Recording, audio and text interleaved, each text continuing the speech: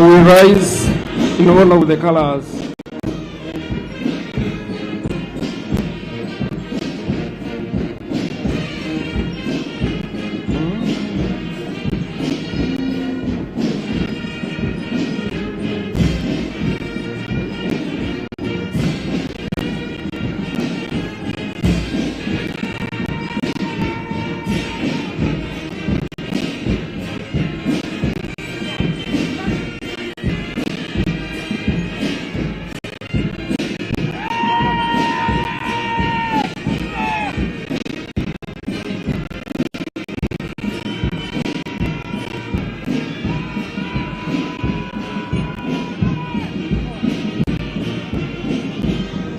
We may resume our seats, Your Excellency and distinguished guests.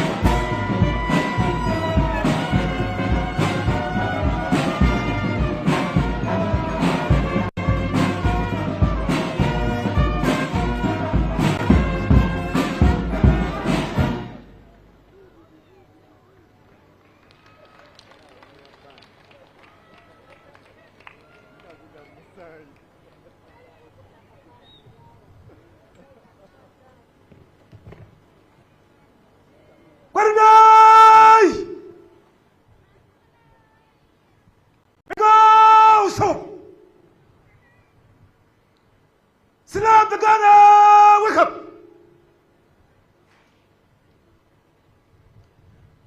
When the Tatosha Star Usakat! Usakat! Mr. Bishop!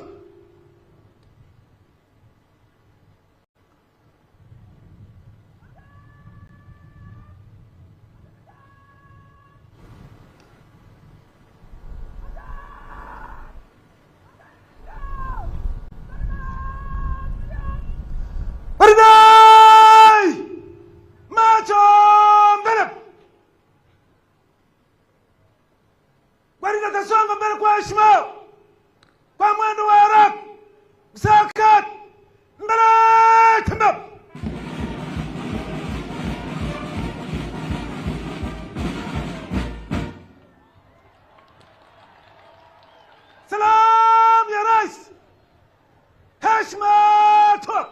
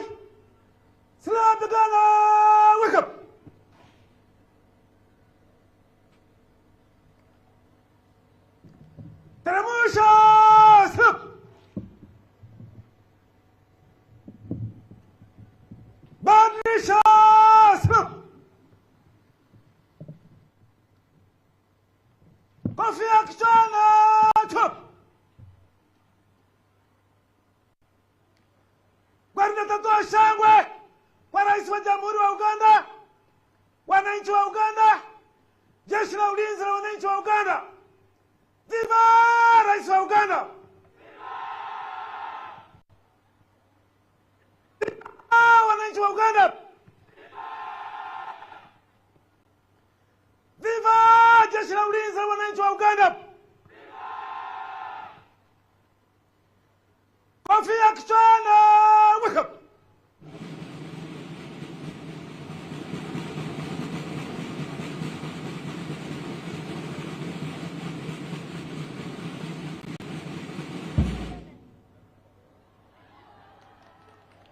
Badilisha slip!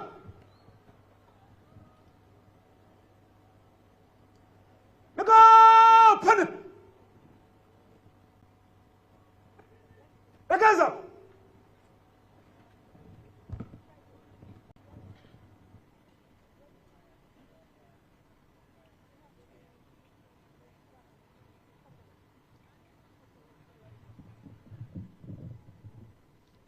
Thank you very much, our parade commander and the band for that march past.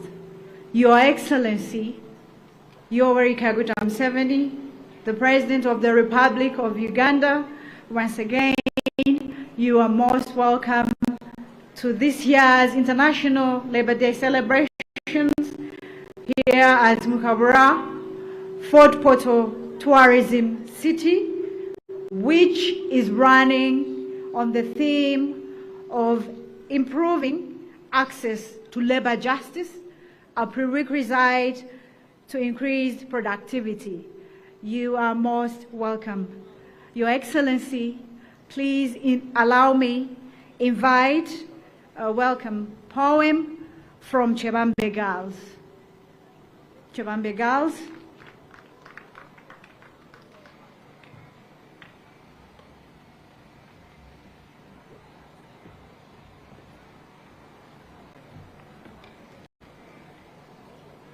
Our revered and loving President, honorable and distinguished guests, today's laborers, lay back and enjoy as we, your stars and Bazukulu from Chebambe Girls present to you a poem entitled Labor Justice, our path to increase productivity.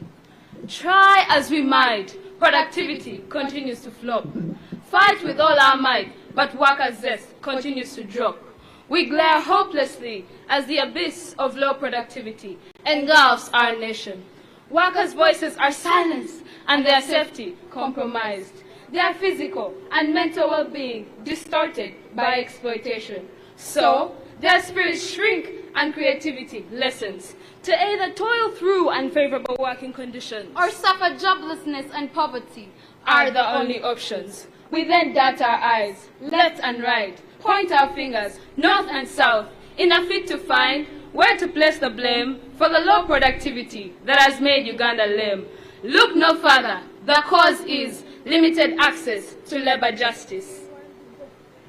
Yes, this stigmatized yet potent topic must be addressed for improved productivity to be faced. Even though the saying goes, jitihada zafuwa dafu. Today's laborers work hard, yet they earn less, cheated all the way through. But our dear grandfather, Mzee Yoweri Kaguta Museveni, is not at rest.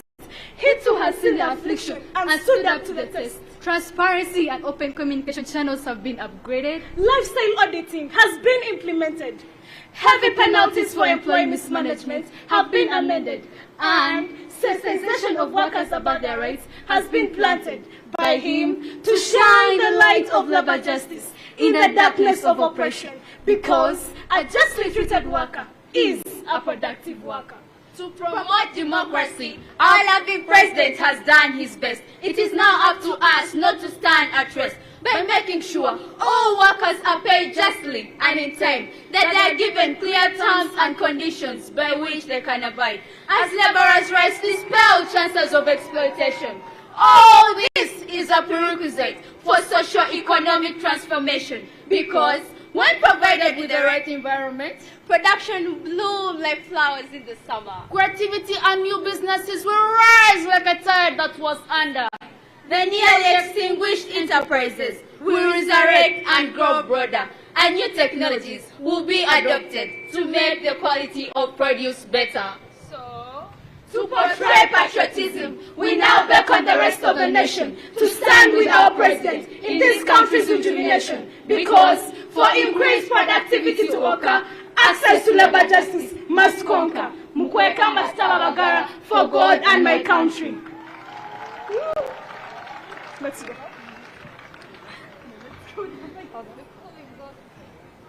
Your Excellency, using my talent, since this is Labor Day, I present to you a portrait and hope that you will like it.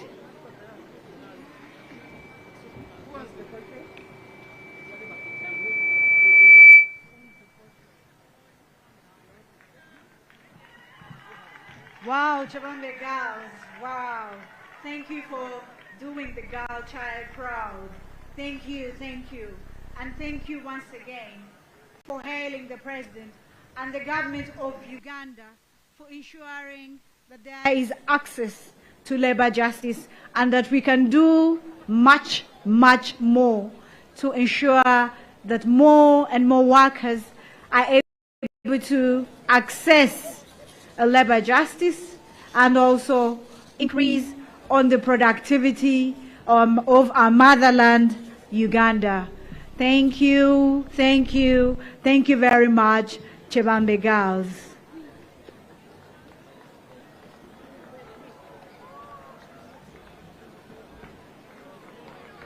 Thank you, Your Excellency, for supporting the girl child and ensuring that they are also part of the production process. Thank you. Our next group, Your Excellency, and our dear invited guests, is from ky'abakozi Primary School with a welcome song.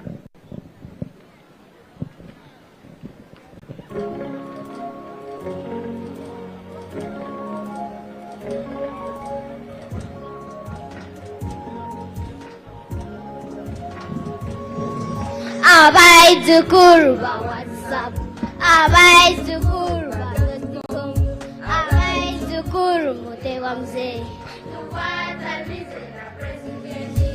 Ordinance kuzowing anza w'abakozi. Lekanya masikere cheri foga Uganda. Barakaye kaba odobede, odukonsara tomnyota hanamu. Obakwege yanga kamahana na katano. Always desires ikitwala. Mama abetonga wali maika. Obo mlimagona kulhamu kwegwango. Esungu kitunga abatara mairi kumi. Nuko tunga katsa kodbazaho.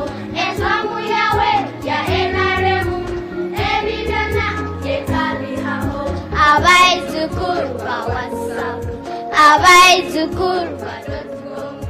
Abai Zukuru kemose. Tukwata nize na presidenti. Kukuzominganisa omuwakozi. Kukuzominganisa omuwakozi. Nkwabakozi bakole kurungi bombeke ihanga. Nkwabakozi bakole kurungi bombeke Uganda. Atiki president okorano remundu. Atiki president okorano remundu.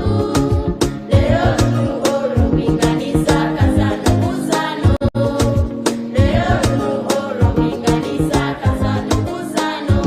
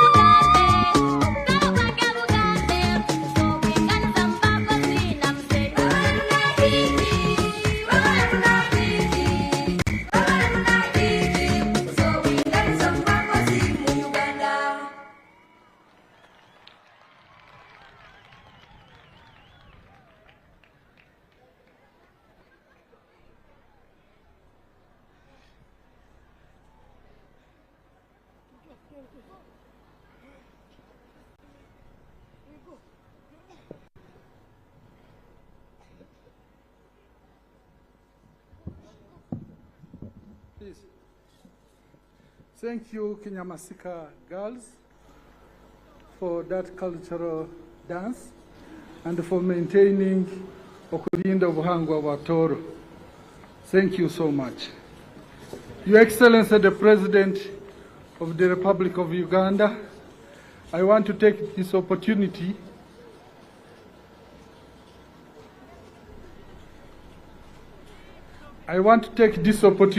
to thank you for coming to celebrate with the workers of this country the International Labour Day. Thank you so much, Your Excellency.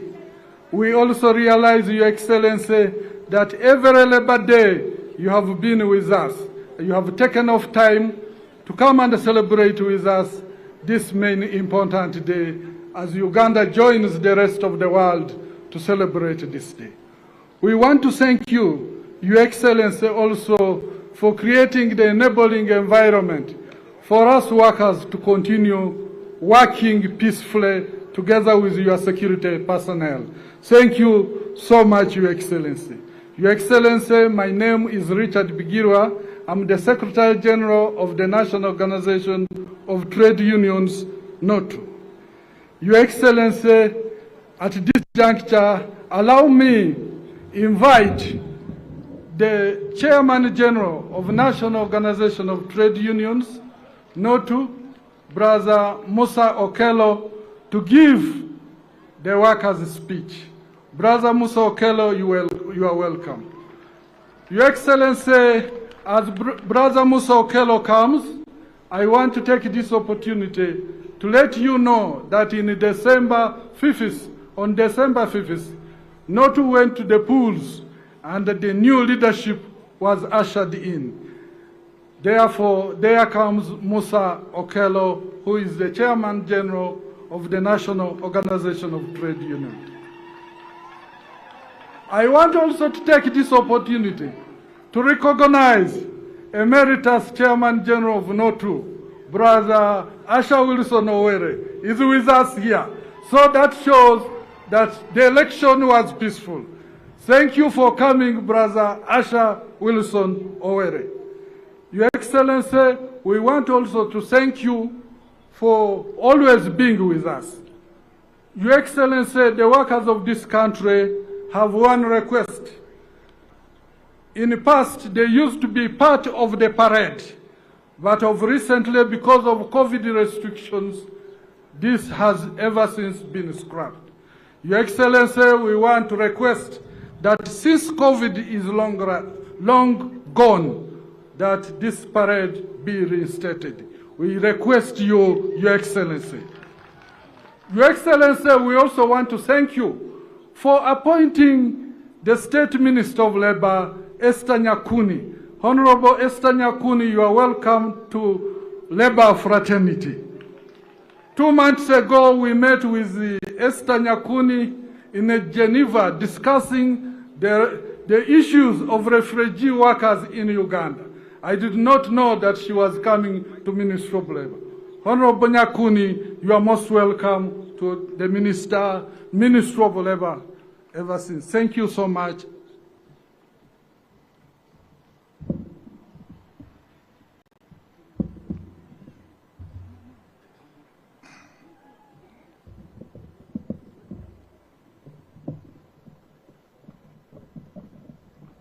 Your Excellency, General Yoweri Kaguta Museveni Tibuhaburwa, the President of the Republic of Uganda, Her Excellency, the Vice President of the Republic of Uganda, the Right Honorable Speaker of Parliament, my Lord, the Chief Justice, the Right Honorable Deputy Speaker of Parliament, the Right Honorable Prime Minister, the Honorable Ministers, Your Excellencies, the Ambassadors and High Commissioners, the cultural leaders, the Members of Parliament, all employers represented by the Federation of Uganda Employers, the labor union leaders present, leaders of religious and civil society organizations, all workers in your respective capacities, distinguished guests, ladies and gentlemen.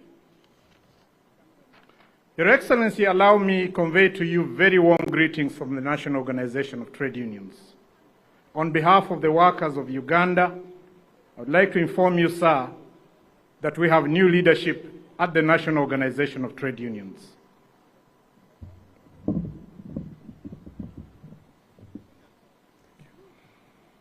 That we have new leadership at the National Organization of Trade Unions as manifested by the face that is delivering this year's workers' speech.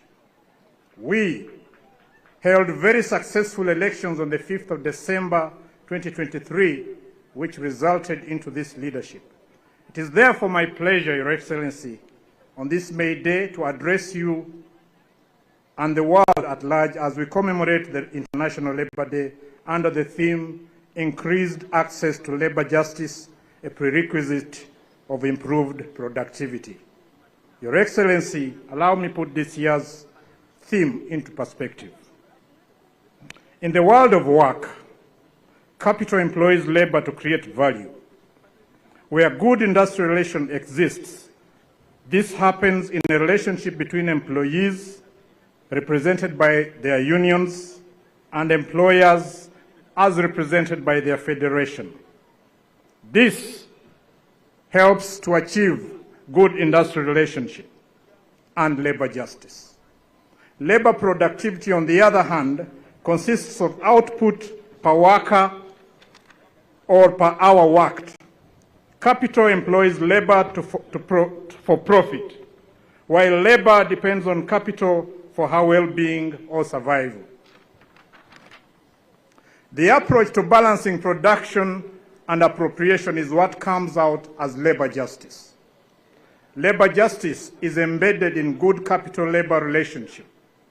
Therefore, improving access to labor justice is to increase cordial relations between the aspirations of the capital provider, the employer, and those of the employee, the worker.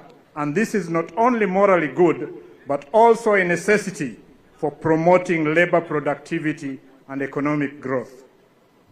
This theme, Your Excellency, comes in handy when our country, under your strategic leadership, is steadily progressing into the middle income level with growing industrial, tourism, service, agriculture, and other productive sectors. I would like to appreciate you, sir, for the guaranteed peace and security in the country that you and the team of gallant men and women in uniform have provided to our country from border to border. This has facilitated investment and therefore job creation, from where Ugandans are bound to benefit greatly. Furthermore, sir, we thank you for your interventions of promoting investment, both foreign and local. Your endless efforts to woo foreign investors and facilitate local investment through approaches like convenient and affordable capital, designation of industrial parks, and free trade zones is indeed appreciated. Workers of Uganda are deeply grateful to you and your government for the various labor law reforms aimed at bettering the working environment. We particularly appreciate you for assenting to, 1, the NSSF Act that was amended to provide for midterm access and introduce more products to the fund, the Markets Act as amended, and the many other laws under review, including the Employment Act, Workman's Compensation, the Labor Unions Act, and others. In a special way, sir, we wish to appreciate you and your government for the ratification of ILO Convention 190, which addresses issues related to harassment in the world of work. Your Excellency, sir, we also thank you for the continued consideration and promotion of affirmative action, especially in promoting the well-being of special interest groups, including women, people with disability, the youth, the elderly, and of course the workers. This has been done through the government's various programs such as youth livelihood programs, parish development model, Emyoga, and now the GROW program that have specific focus to the various special interest groups. We, however, wish to draw your attention and express our disappointment and fears that in all those good programs, sir, we the workers as a special interest groups have most of the time been excluded. Something we would like to request you, sir, and plead with you to reconsider. Your Excellency, sir, allow me on behalf of the workers of Uganda to particularly draw your attention to the following concerns: casualization and outsourcing of jobs. Sir, while government has done so much to create job opportunities through promotion of investments, we wish to let you know that many of these jobs can be described as precarious, with no job security, no occupational safety, and no social protection. Our observation is that they are more or less modern slavery and cannot help to alleviate poverty as per your government's development agenda. Your Excellency, sir, some employers are perpetuating exploitation with impunity and ought to be called to order. Labor Day commemoration has its roots in the struggle for workers' rights, a struggle that spans generations across continents, from early battles for an 8-hour workday, for safety requirements, to the ongoing efforts to combat discrimination and ensure equal pay for work of equal value. It is therefore not just a holiday, but it is a moment to reflect on the struggles and agonies of the workers, to recognize the dignity of work, and to reaffirm our commitment to fair treatment, decent wages, and safe working conditions for all. But to Your Excellency, labor export and externalization. Your Excellency, sir, this new trend of exporting labor and or externalization of labor, especially to the Gulf countries, is in a rapid rise. It has, however, both positive and negative results. We are cognizant of the revenue our country earns from labor export and the transformation of lives of some of your Bazukulu, sir. However, despite this, the cries of some Ugandans who are trafficked, abused by either the agents or employers, sometimes including instances of extreme torture, assault, molestation, among other inhuman forms of treatment, is still existent. We thank you, sir, for the efforts towards enacting laws that attempt to address these challenges. We wish to request for urgent formulation of robust laws to regulate the industry and offer timely justice to some of our young people who may find themselves in the hands of wrong people. Number 3, sir, the Industrial Court. Your government in 2014 established the Industrial Court of Uganda at the level of a high court to handle labor issues in the country. This was a great step in the effort to achieve labor justice, noting the desperate desires of over 20 million Ugandan workers who need to be guaranteed a just working environment. We thank you, sir. Workers of Uganda are happy about the roles of this specialized court. Whereas it is not a court of original jurisdiction but only handles cases after referral, the court averagely records 2,950 cases per year. This has created a backlog of over 3,000 cases and a judge case log of over 1,294 cases annually. Your Excellency, sir, this situation is worsened by the lack of required number of judges at the Industrial Court. There are currently only 2 judges out of the 5, as provided in the Labor Disputes and Arbitrations Act. The court has only 1 registrar out of the stipulated 3, and they work with a very thin support staff on temporary basis. It is our humble appeal to you, sir, that the Judicial Service Commission recruits or deploys the remaining 3 judges for this court, and that Public Service Commission recruits all the staff, all the support staff to enable the efficient operation of this court. When a matter has been determined by this court and one is not satisfied with the judgment, they can only resort to the Court of Appeal. This is because there is no specialized labor appellant court yet in this country. We request for the establishment of an appellant industrial court in Uganda.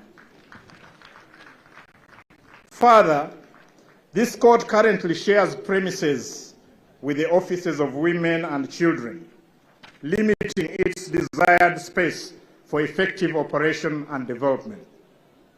Your Excellency, we pray that you will find some spacious land or secure operating space for this very vital institution, including considering the establishment of regional court circuits that would help take labor justice nearer to the Ugandan workers instead of operating only from a faraway place in Kampala. Your Excellency, sir, the staggered operations of this court has direct impact to the economy, as in many times the value of money under delayed conclusion of claims are locked, especially in banks, limiting supply of money and therefore contributing to undue inflation in the economy. We pray for all the necessary timely support to allow full and smooth operation of this court.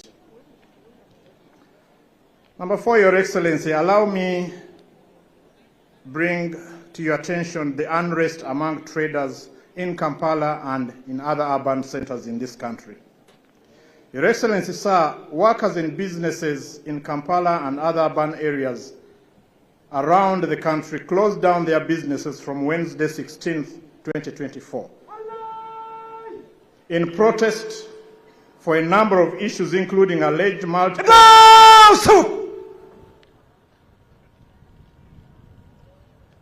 Go! Panic! Mwiri, Nagaza! They did this in protest for a number of issues, including alleged multiple taxation on the same items, hurried introduction and implementation of the electronic fiscal receipting and invoicing system, heavy fines against non-compliance to the use of IFRIS, unfair business competitions, among other operational challenges. We wish to thank you, sir, for the audience you accorded them to listen to their concerns. We are also thankful for the short-term measures you have provided on some of the issues, including suspension of all fines on IFRIS non-compliance. Your Excellency, I'm sure you know that Uganda is ranked as one of the most entrepreneurial countries, with many people starting businesses, but unfortunately, over half of these businesses hardly survive to see their first birthday, meaning there is high levels of business failures in the country. It is not surprising, sir, that even the government-operated enterprises from time to time appear in Parliament seeking recapitalization and or bailout to manage their outstanding obligations and stabilize their operations. The same situation is what the private sector is facing. We therefore request that you allow a deeper consideration of some of the issues raised by business owners relating to costs of operation and taxation. This applies to even people in agriculture. For example, here where we are, the people in the tea industry are crying. Some of the industries have actually closed down as we speak now, Your Excellency. Sir, allow me bring to your attention your friends, the market vendors. Your Excellency, the NRM government has built now close to 590 markets across different districts of Uganda. Many jobs have been created, improving livelihoods of many Ugandans. We appreciate especially the infrastructure developments in the markets. This significant development has been reinforced by the recent enactment of the Markets Act 2022. We, however, have our attention drawn to the following issues that might call for your personal attention, Your Excellency, sir. Some of your common men and women whose livelihoods rotates around the markets have been unfairly pushed out of markets by some powerful people, including with the involvement of some local government authorities. Many times the vendors are charged considerably prohibitively high amounts to the detriment of their small businesses. We would like to appeal to you on behalf of these small business people and market vendors to institute some investigation into these outcries. Number 6, Your Excellency, harmonization of salaries in public service, including public universities and other critical areas. We would like to appreciate your commitment to enhance workers' salaries, starting with the scientists. This approach started about 3 years ago. We hope that the plan for enhancing salaries for all public servants will be expedited to improve motivation and overall productivity. Indeed, Your Excellency, your men and women in the humanities are eagerly waiting for your long-time promise. Specific to public universities, sir, we understand that some money was recently released by the Minister of Finance, Planning and Economic Development to enable managements of these institutions to close the gaps in salary scales of their employees. We are very grateful for this effort, and it is our hope that this will go a long way in improving industrial relations and the performance in the institutions. Unfortunately, sir, we have learned that some of the managers in these institutions seem to feel that harmonization will give workers too much money, and they want to divert this money and instead use it for other programs. This plot should not be allowed because it may derail what has so far been achieved. Your Excellency, allow me to address myself to the enforcement of existing laws. Enforcement mechanisms and penalties for employers who engage in unlawful practices should be activated. In June 2018, the unions in the public sector signed a collective bargaining agreement with government, which would have seen the workers in the public service have their salaries rise by close to 70%. Unfortunately, this agreement was only implemented halfway. Sir, a collective bargaining agreement is a very critical instrument in creating harmony between the employer and the employees. I therefore would like to request you, sir, to direct the responsible people in the ministries to give due attention to this process by facilitating dialogue and collective bargaining between employers and workers.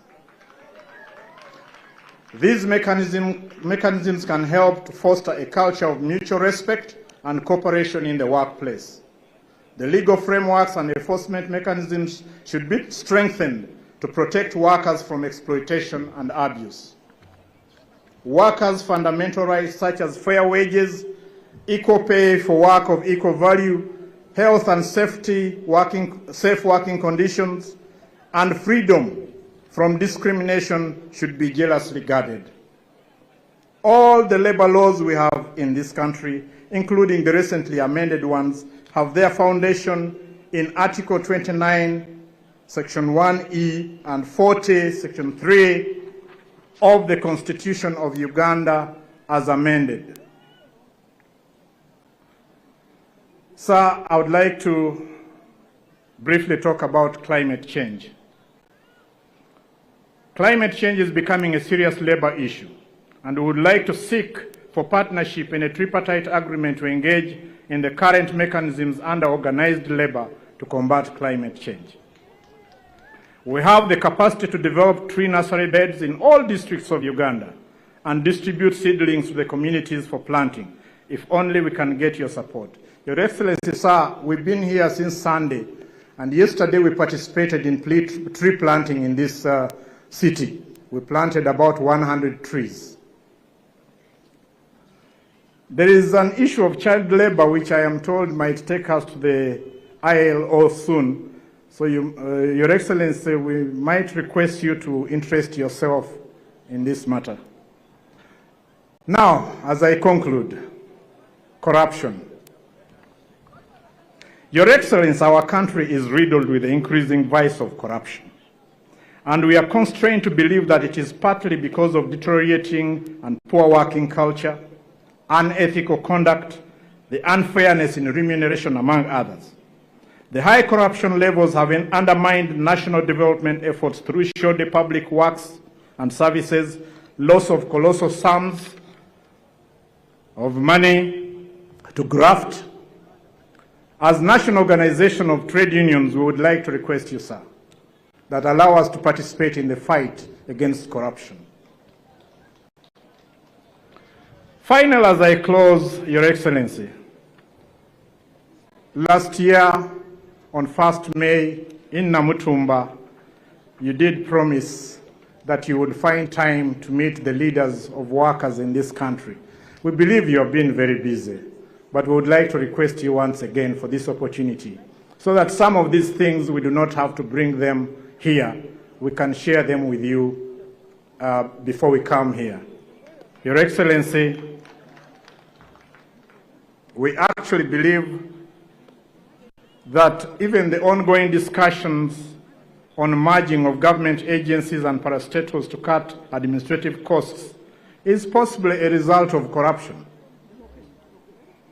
We believe that as a country, we need to instead focus more on reducing or eliminating corruption and the high loss of public funds to graft. Your Excellency, the National Organization of Trade Unions pledges to work with you.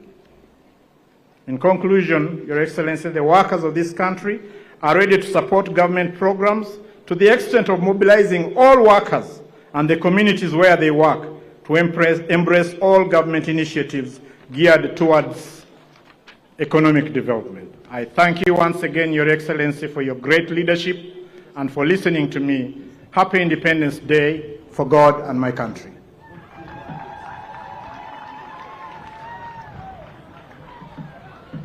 Thank you.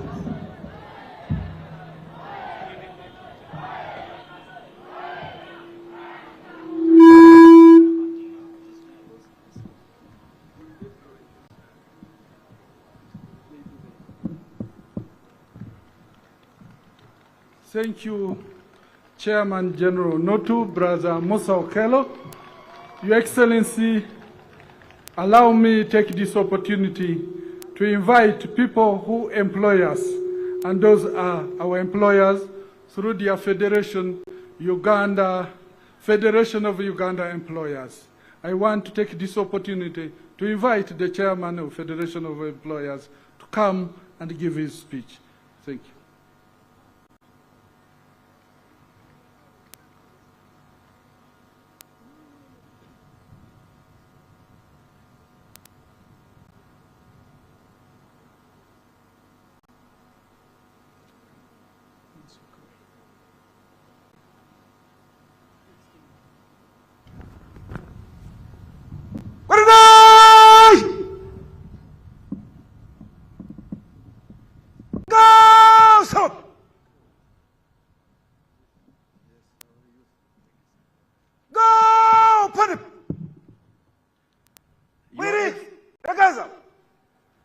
Your Excellency, the President of the Republic of Uganda, His Excellency, the Vice President, Honorable Speaker, Right Honorable Speaker of Parliament, His Lordship, the Chief Justice, the Right Honorable Deputy Speaker of Parliament, Her Lordship, the Deputy Chief Justice, the Right Honorable Prime Minister, the Honorable Deputy Prime Ministers, religious, traditional and cultural leaders, the Secretary General of NRM, the Leader of Opposition in Parliament, Honorable Ministers, Your Excellencies, the Ambassadors and High Commissioners, Honorable Members of Parliament, employers and trade union leaders, distinguished guests, the press, ladies and gentlemen.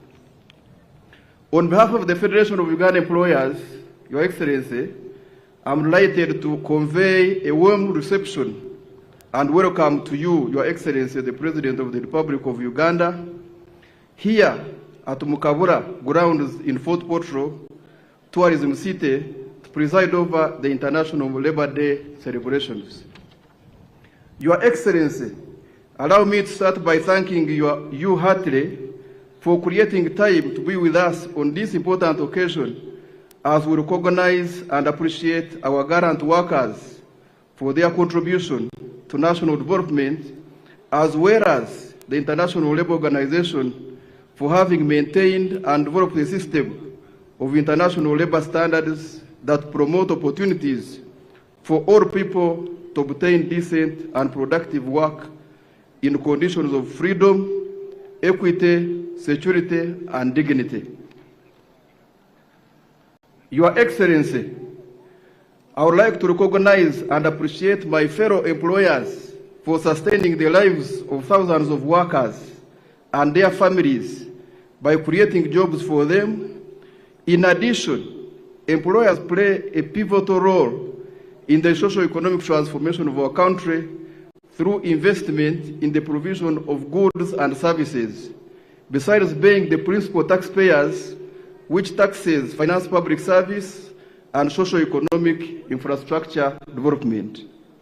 We therefore reaffirm our commitment to upholding the principle of social justice for which ILO was founded through enhancing decent work for sustainable development.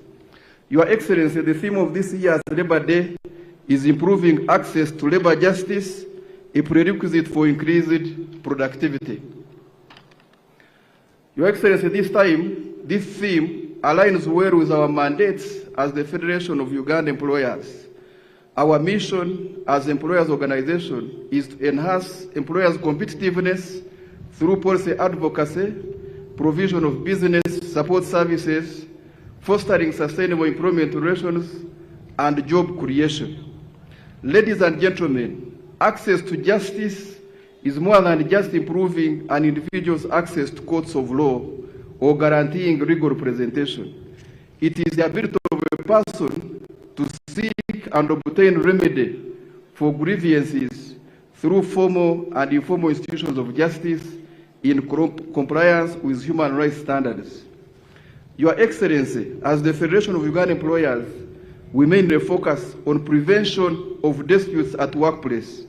One of the key aspects of a labor dispute system is try to keep people out of court, which helps to maintain sustainable labor relations, reduces the cost of expensive legal proceedings, and contributes to economic productivity. In this regard, we have continuously provided training and guidance to employers, including encouraging them to prioritize the well-being of employees and creation of a workplace environment in which employees can feel safe, engaged, inspired, and productive. Ladies and gentlemen, at the Federation, we have created awareness among employers on the application of social dialogue and always encouraging them to resolve any dispute that may arise at workplace in a non-confrontational way through alternative dispute resolution in form of either negotiation, reconciliation, mediation, or arbitration as provided for in the laws of Uganda. Your Excellency, I think if this approach was pursued, the high pressure which the union chairperson was presenting here of so many courts would probably not be as much as he's doing it. Your Excellency, employers appreciate your being a good listener and considerate.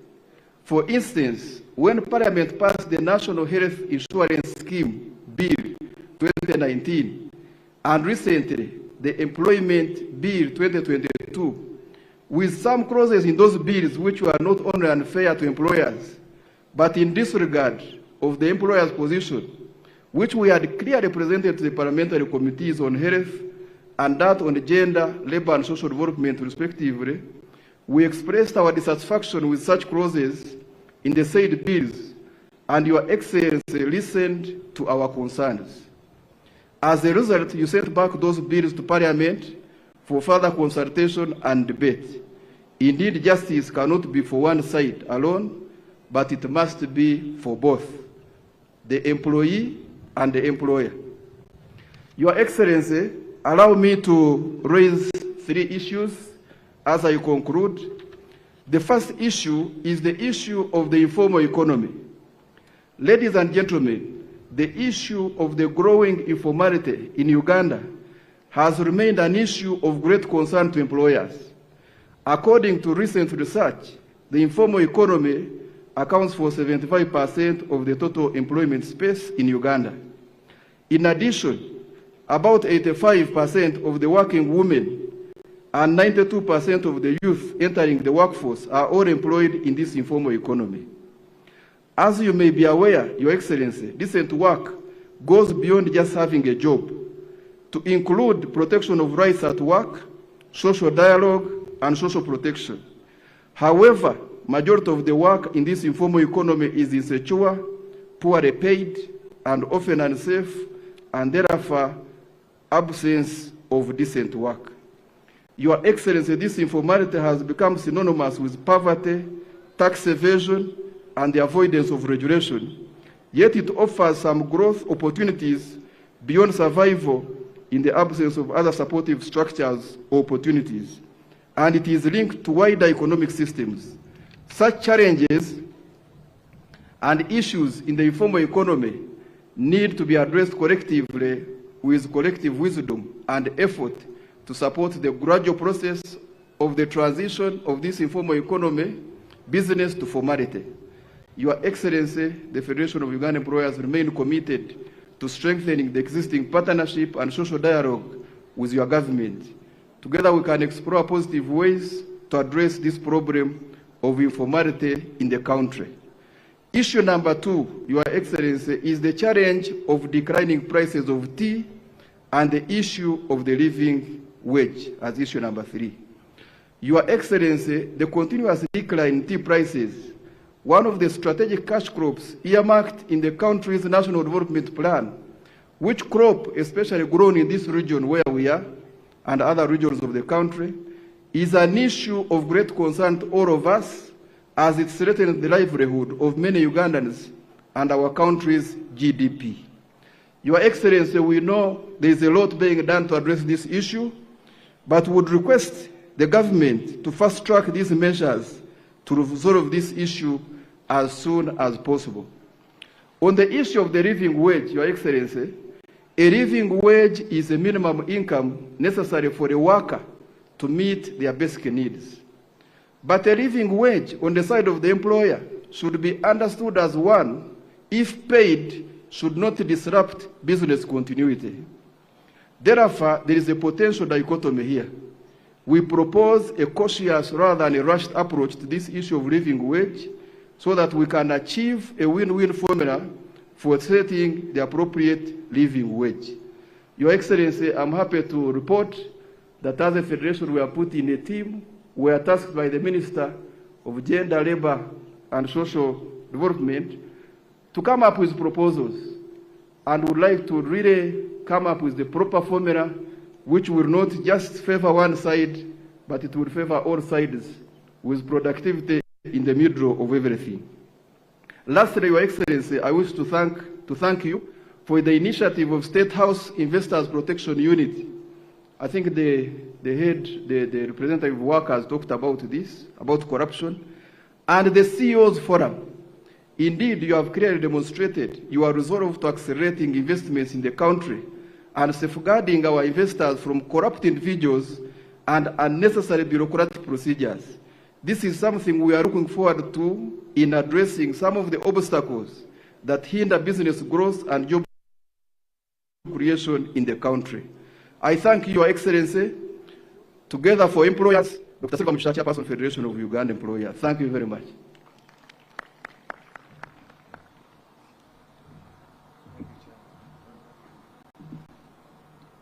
Thank you very much, the Chairman, Federation of Uganda Employers, Dr. Engineer Silva Mugisha, for those remarks.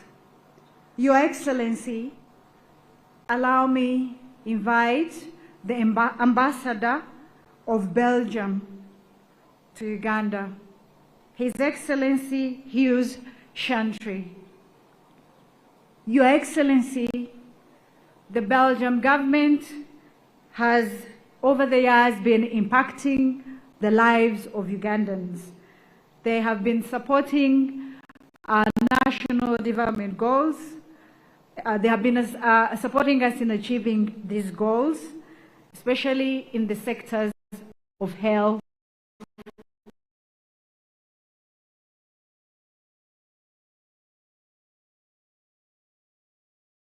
education,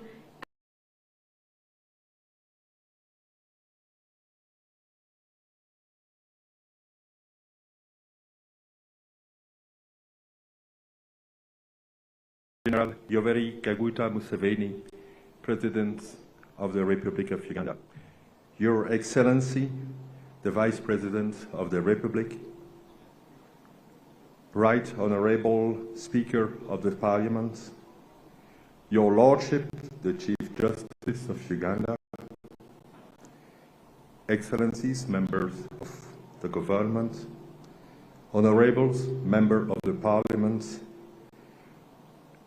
Excellencies, representative of the diplomatic corps and of international organizations and agencies, representative of the workers, representative of the employers, ladies and gentlemen, Ugandan workers, distinguished guests, all protocol observed.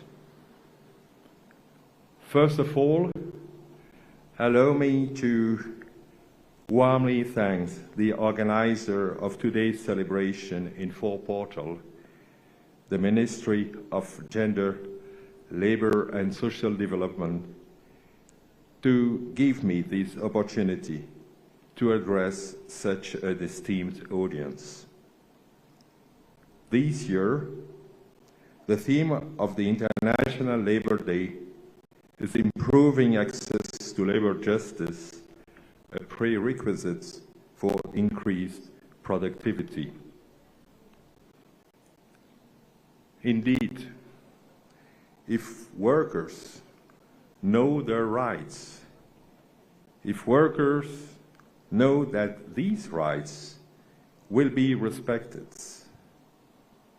and if workers know that there are legal ways to seek redress when these rights are not respected, yes, they will work better. They will arrive on time at the workplace. They will need less sick leave, and probably they will stay longer with their employer. Everybody is benefiting from it.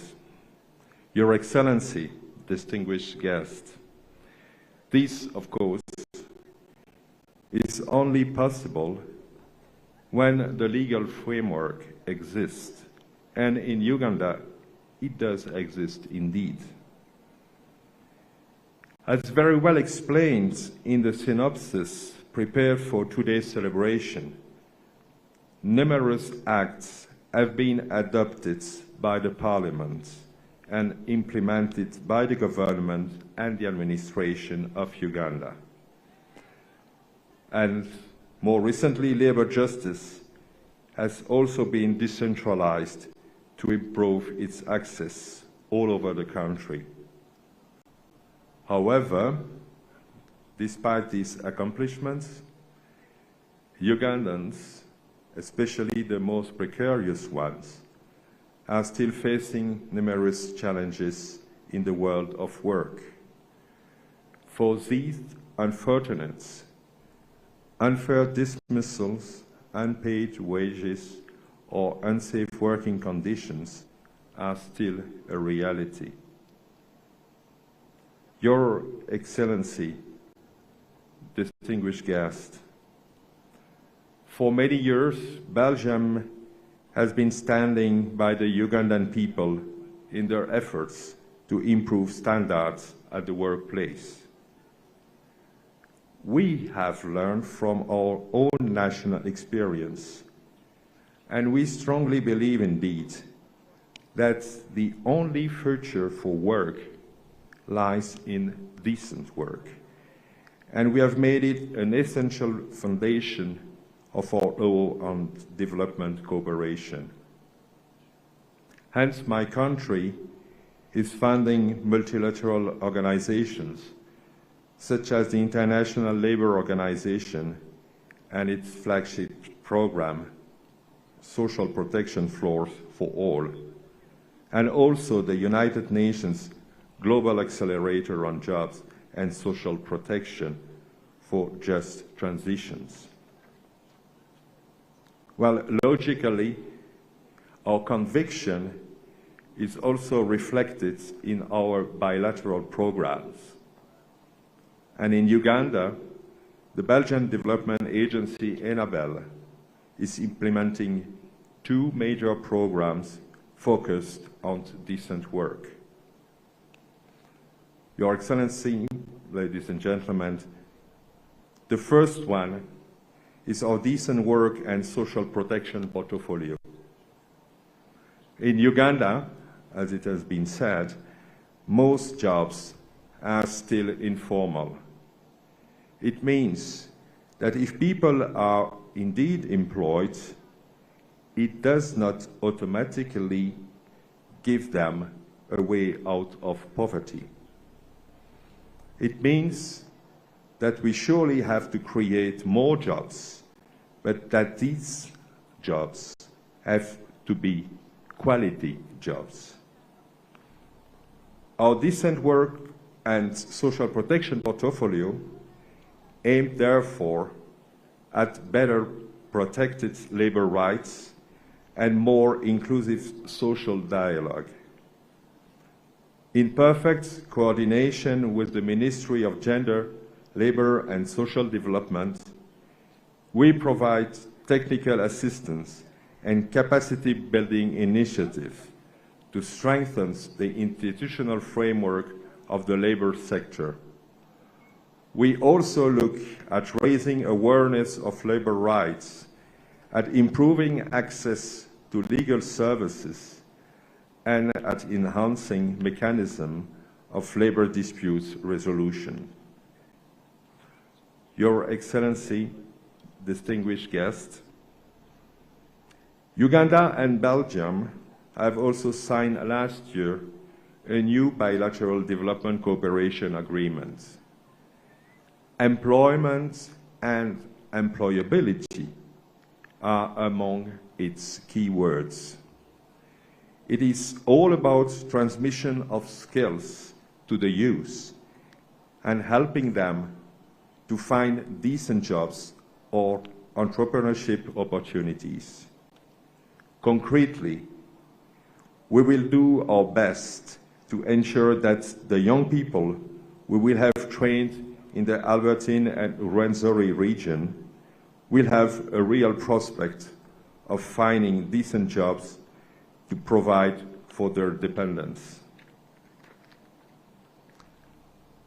Excellency, distinguished guests, to conclude, I would like to mention that the census to be held next week will reveal how many Ugandans there are today.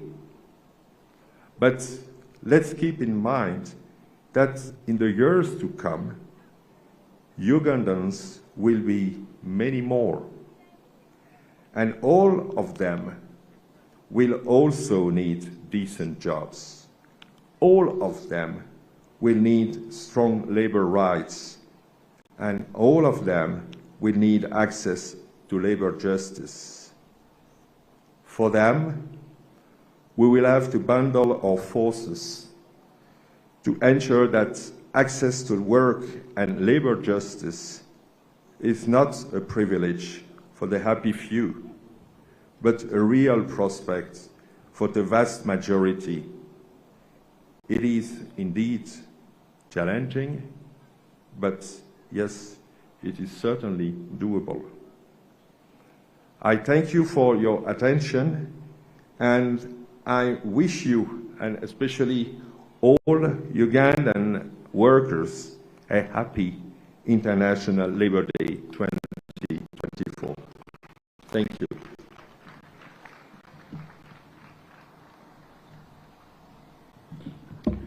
Thank you, Excellency. We can once again put our hands together for His Excellency, the Ambassador of Belgium. Your Excellency, time has come. We hand over to the main director of ceremonies of today's occasion, Honorable Esther Davinia Anyakuni, Minister of State for Labor, Employment and Industrial Relations. And as he's coming, we continue to recognize the heads of statutory bodies and agencies, the RDCs, the local leadership, and the permanent secretaries, all here to grace this occasion. In line, I am Frank Baina, Senior Commissioner of Prisons.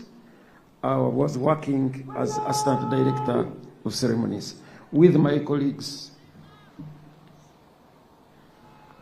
Assistant Commissioner of Police, Nawaka Senoga Claire, the Deputy Public Relations Officer, Uganda Police Force. Your Excellency, my name is Richard Bigirwa, Secretary General, National Organization of Trade Unions, NOTU. Thank you, Your Excellency.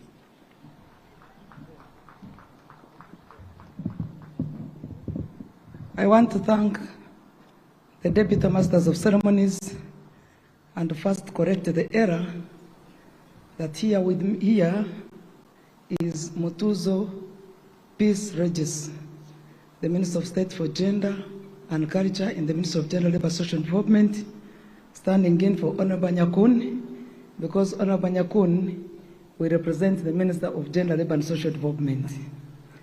Your Excellency, the President of the Republic of Uganda, Your Excellency, the Vice President of the Republic of Uganda, the Right Honorable Speaker of Parliament, Your Lordship, the Chief Justice, the Right Honorable Deputy Speaker of Parliament, Your Lordship, the Deputy Chief Justice, the Vice Chairman, the National Resistance Movement, colleague members of Parliament, Your Excellencies, Ambassadors and High Commissioners,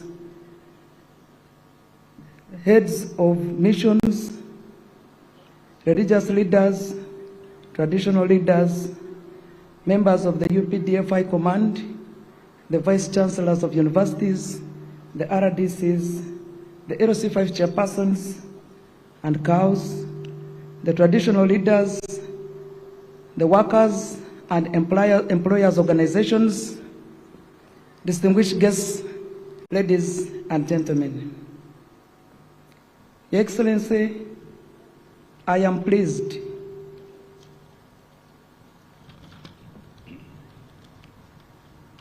to welcome you to these International Labour celebrations here at Mubukara grounds, Fortportal Tourism City. Your Excellency, I wish to take this opportunity to welcome all distinguished dignitaries here with us who have managed to make it from far and near to grace this very important occasion. Your Excellency, the theme for today's celebrations is improving access to labor justice, a prerequisite for increased productivity. The choice for this theme was very strategic, in that it helps all of us to reflect on acknowledging and addressing the obstacles that prevent workers from seeking redress for grievances and disputes in the workplace. This also includes redressing the required employers on matters of related to their businesses and organizations for workplace in general.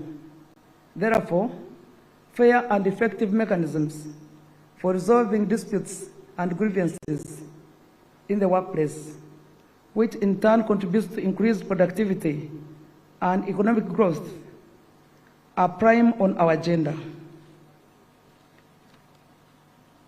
Your Excellency, I'd wish to thank in a very special way the Ministry of Gender, Labor and Social Development and the National Organizing Committee for organizing this very beautiful function. I also wish to thank Fortportal Tourism City for hosting us in these beautiful grounds that we had never held big celebrations, that is so spacious, accommodative, and beautifully placed. I would wish to thank the exhibitors for showing case what the laborers are capable of doing and things which are manufactured and done here in Uganda. That shows the level of preparedness for industrialization. I would wish to thank the media for the huge publicity they have given us for almost 2 weeks. I'd also wish to thank the Federation of Workers and Employers for the input they have made, not only for these successful celebrations, but for making life easy to access employment and also to discuss with the employers. We want to thank all our guests.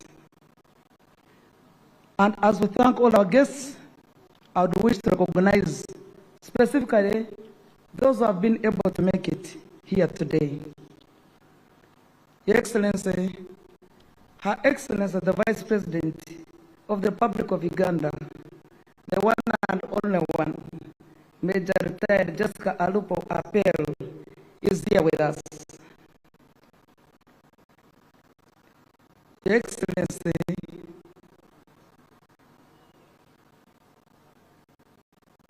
the Deputy Speaker of Parliament, the Right Honorable Thomas Tayebwa, is physically here in person.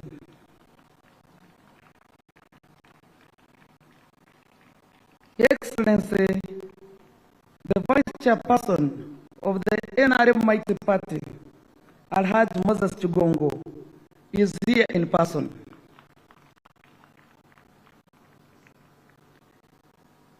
Your Excellency, Justice Lydia and Linda Tosime, the judge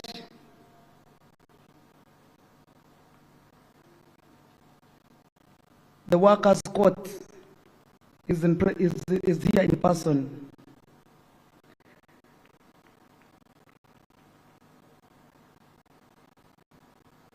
My colleague members of Cabinet,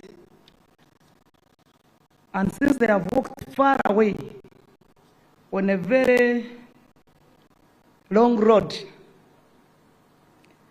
I would wish to mention who they are, so that whoever needs their services will know who to reach out to.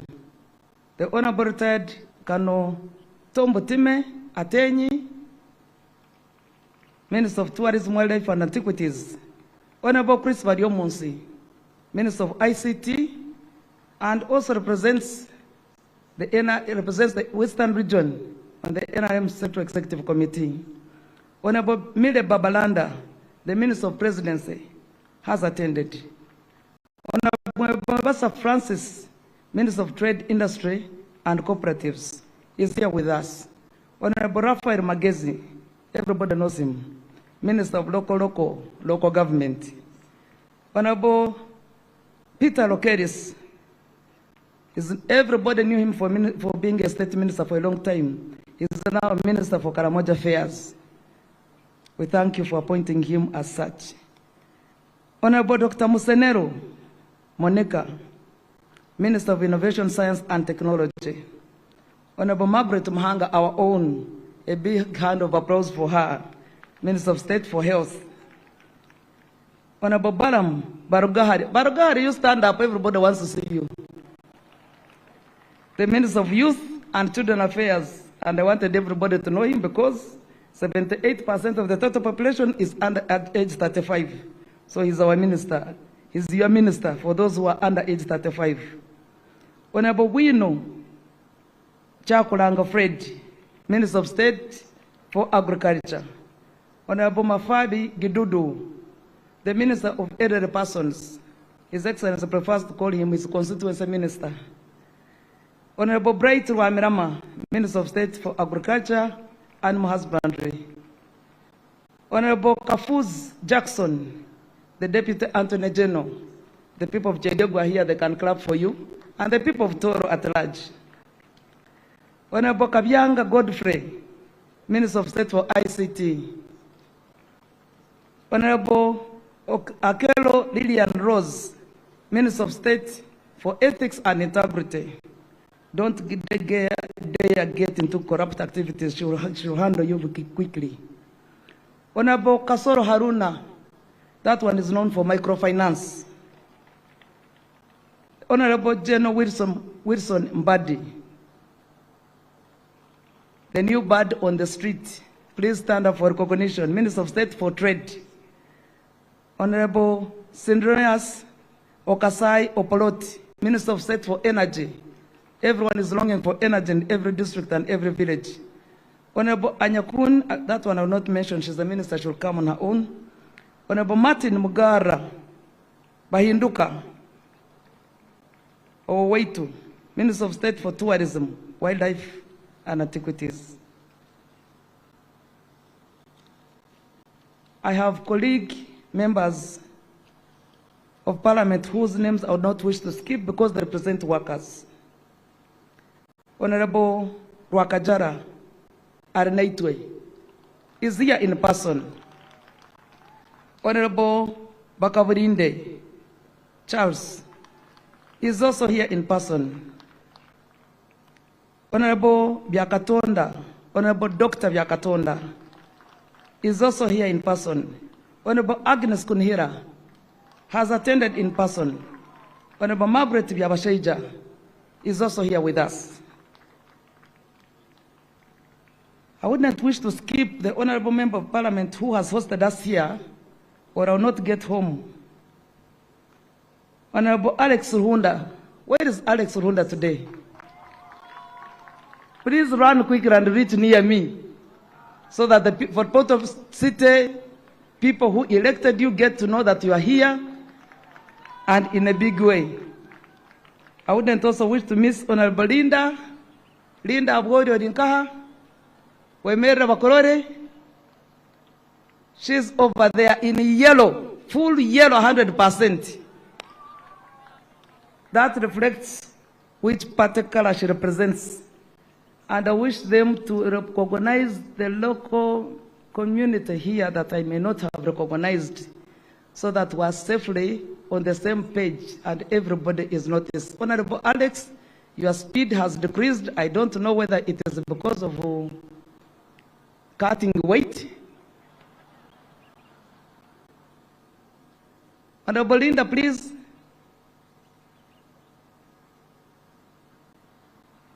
Honorable Alex, I would not expect you to give a speech, but recognize the members who are here so that we are good to go. We are on time, and that should be able to take about 5 minutes. The working has taken 2. Now that cuts on your time. So in the next 3 minutes, you should be able to recognize the rest of the members of the community here. Your Excellency, you know why? We vote 80% NRM plus. Honorable Victoria Rusoke, Atwaki Onganyide, Wemere Bakurori, Minister of State for Local Government. I'm grateful. Honorable Alex. Thank you very much. I'm happy that we have hosted His Excellency the President in this beautiful Fortportal tourism city. You are most welcome. Feel at home. Allow me to introduce our Toro leaders here who are present, beginning with the religious leaders, Bishop Ruben Kisembo, Amoti, Wenzori Diocese. We have the Vicar General, Monsignor Isaiah Mayombo, Fortportal Diocese. We have Sheikh Galibu Talibu, Regional Assistant Mufti.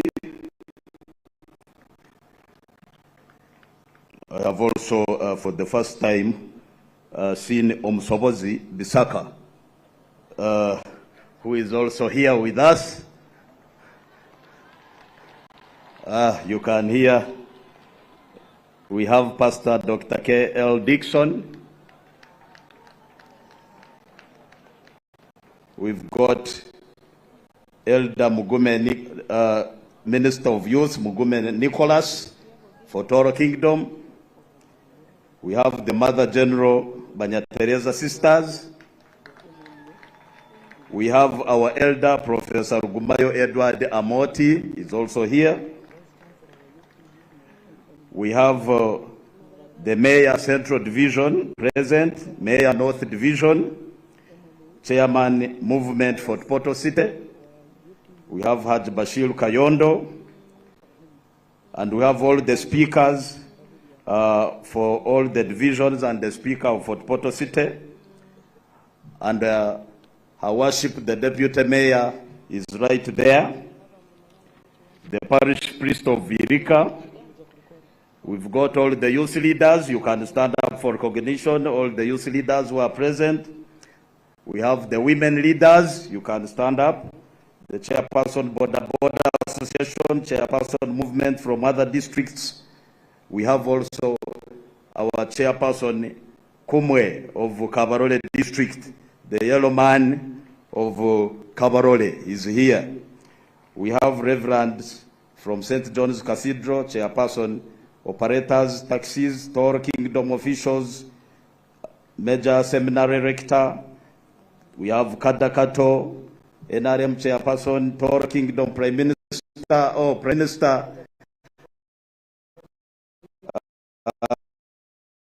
Kiyingi Stephen, please stand up and wait.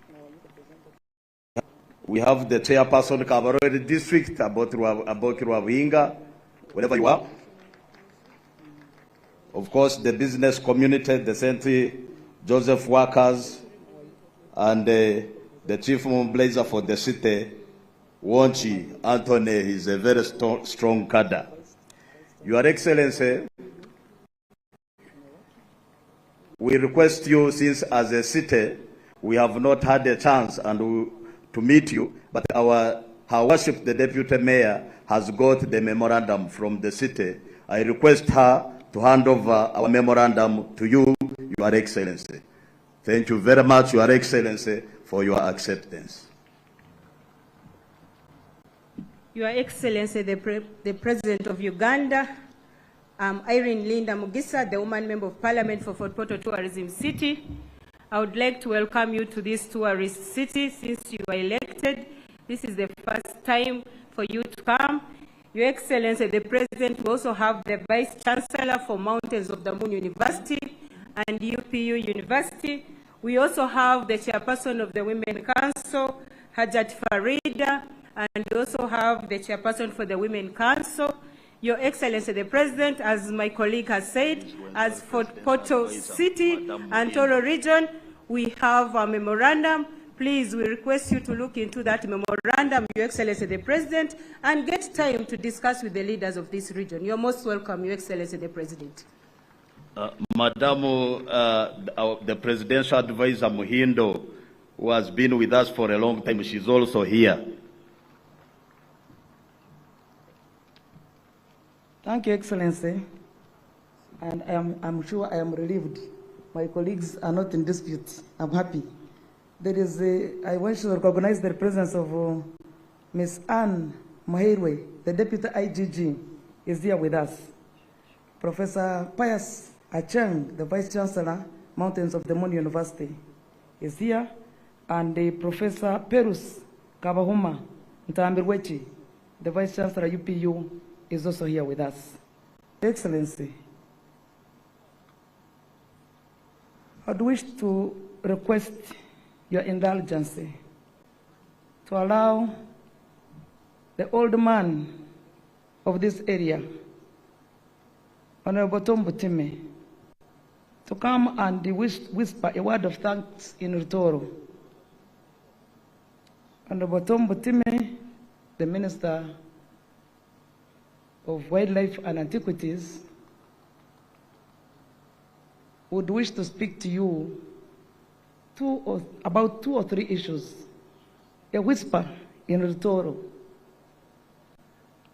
in appreciation for the time you have led us, your wise counsel, and to bring it in the way the Bato do. Honorable Tom Butime, who is a disciplined officer of the army, but retired, and our leader,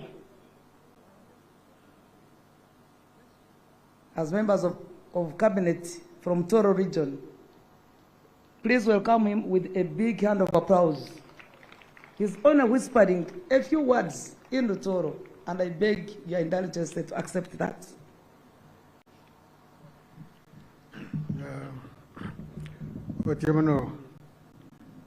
Akiki Minister, Mr. President, webale kuija Fortportal Tourism City, kandi kweka hano ha grounds za St. Leo's College, Mkabura grounds.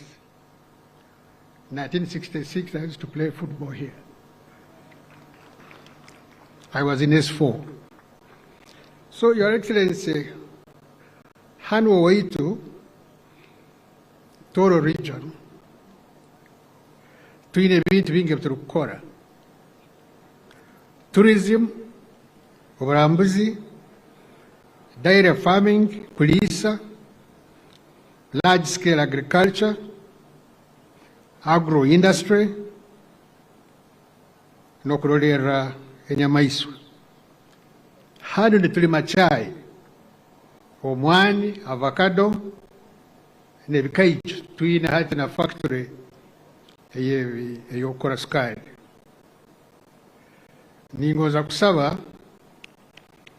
ngo mu government yawe na mbere na nyowe mberendi ebintu ebyachuirwe mu cabinet yawe ebiri kukwataho amajani chai bikorweho bwango abantu batakahwerekerire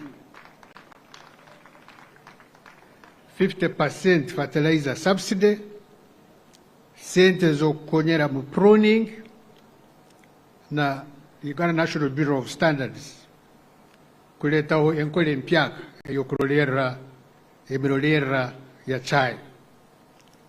Abakozi bo masamba no makoro ga chai bakagaruka muka hati kandi tibaina kyokulya kana abana babo tebakyagenda omu masomero. Naweki nikietaga weitu President oteremu amaanyi itawe kucheka kinu nuko ebintu ebyo bikorweho bwangu kandi bisemere. Ibyo kumalira biri bintu bibiri byonka. Orugudo rwaitu orwa Kampala Fortportal hati wakatwala emyaka 5 ne barukora. Lero urwo turuhwa na weki ntukusaba wekitinisa President otemu amani minister wawe beyasente nebye ngudo orugudo oru barukole ruhwe. Haruho orugudo rundi rwakatoke kya Rusozi Rugombe Kabende Kijura Hakabale Fortportal Road. Orwo rugudo nuturwetaga habwe bintu bingi muno, hali amakoro, hali bintu bingi birukorwa kakuba orugudo rukorwa entahya n'enturukya yekucheka kino nekura bwangu.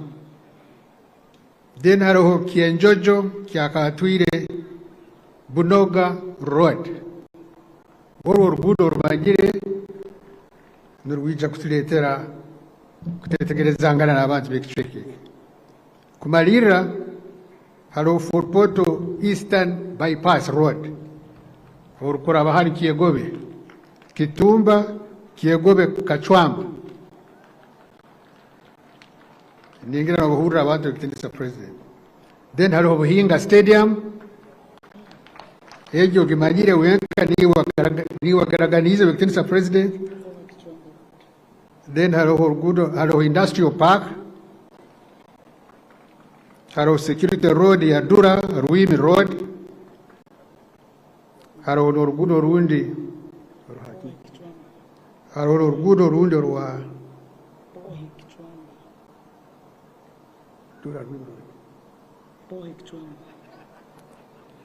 Kichwamba Security Road. So ezi enguudo nituzeetaaga, tukimanyire sente tiziri nyingi, baitu tukimanyire ngu bwokuteekamu amaani iwe ekintu nikikorwa na area parish na Fortportal City garbage plant. His pledges baitu bulutuha omugisa gwokutangatangana tulisemererwa muno bino ebintu kwongera kubibaza naiwe tuketegerezangana kurungi. Webale kwija Fortportal kandi norora nakasana kakyali karungi. Webale kwija wetu, webale muno kupresa. Maybe kuterekerezaho oruguudo rwa Pohe Kichwamba Security Road rurabiruguru mu rusozi ruturukira Kichwamba ruconnectinga Kasese Bunyangabu hamwe na Kabarore. Hanyuma pledge ya area 100 million shillings ijeri okatuma minister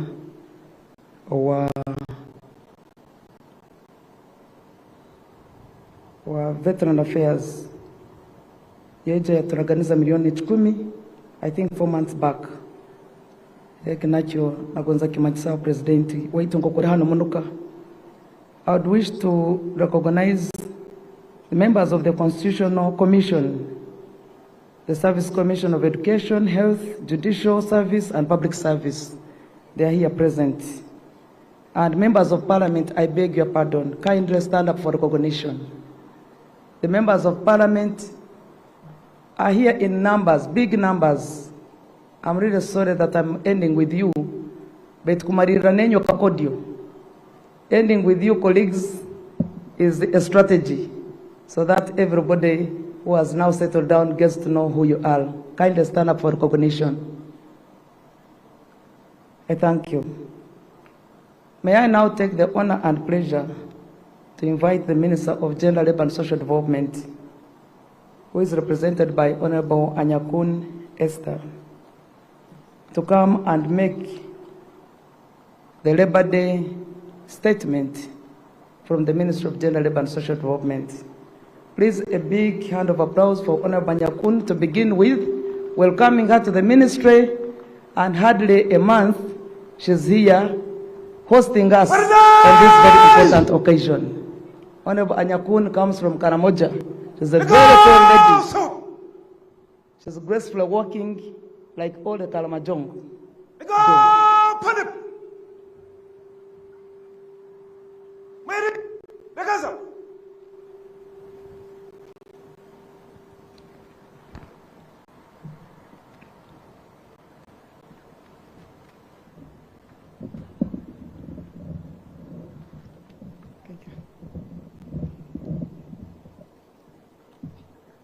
Your Excellency, the President of the Republic of Uganda, Your Excellency, the Vice President,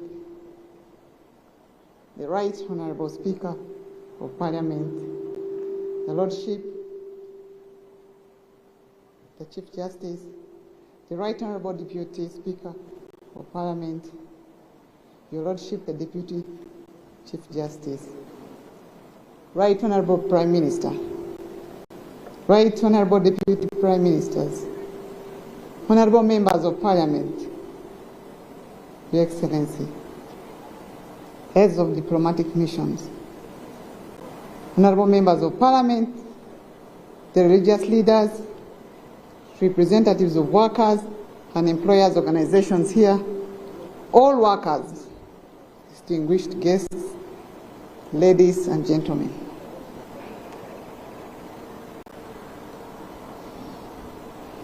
Your Excellency, I'm standing here on behalf of my senior colleague, Honorable Betty Amonge.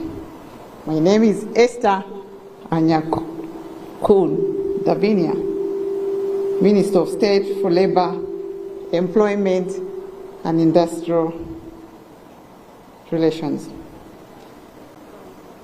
Before I start my statement, allow me to request Your Excellency and everyone here to stand and observe a moment of silence for our departed colleague, the late Honorable Charles Singmola Machodogo, who passed on a day after Labor Day celebration last year.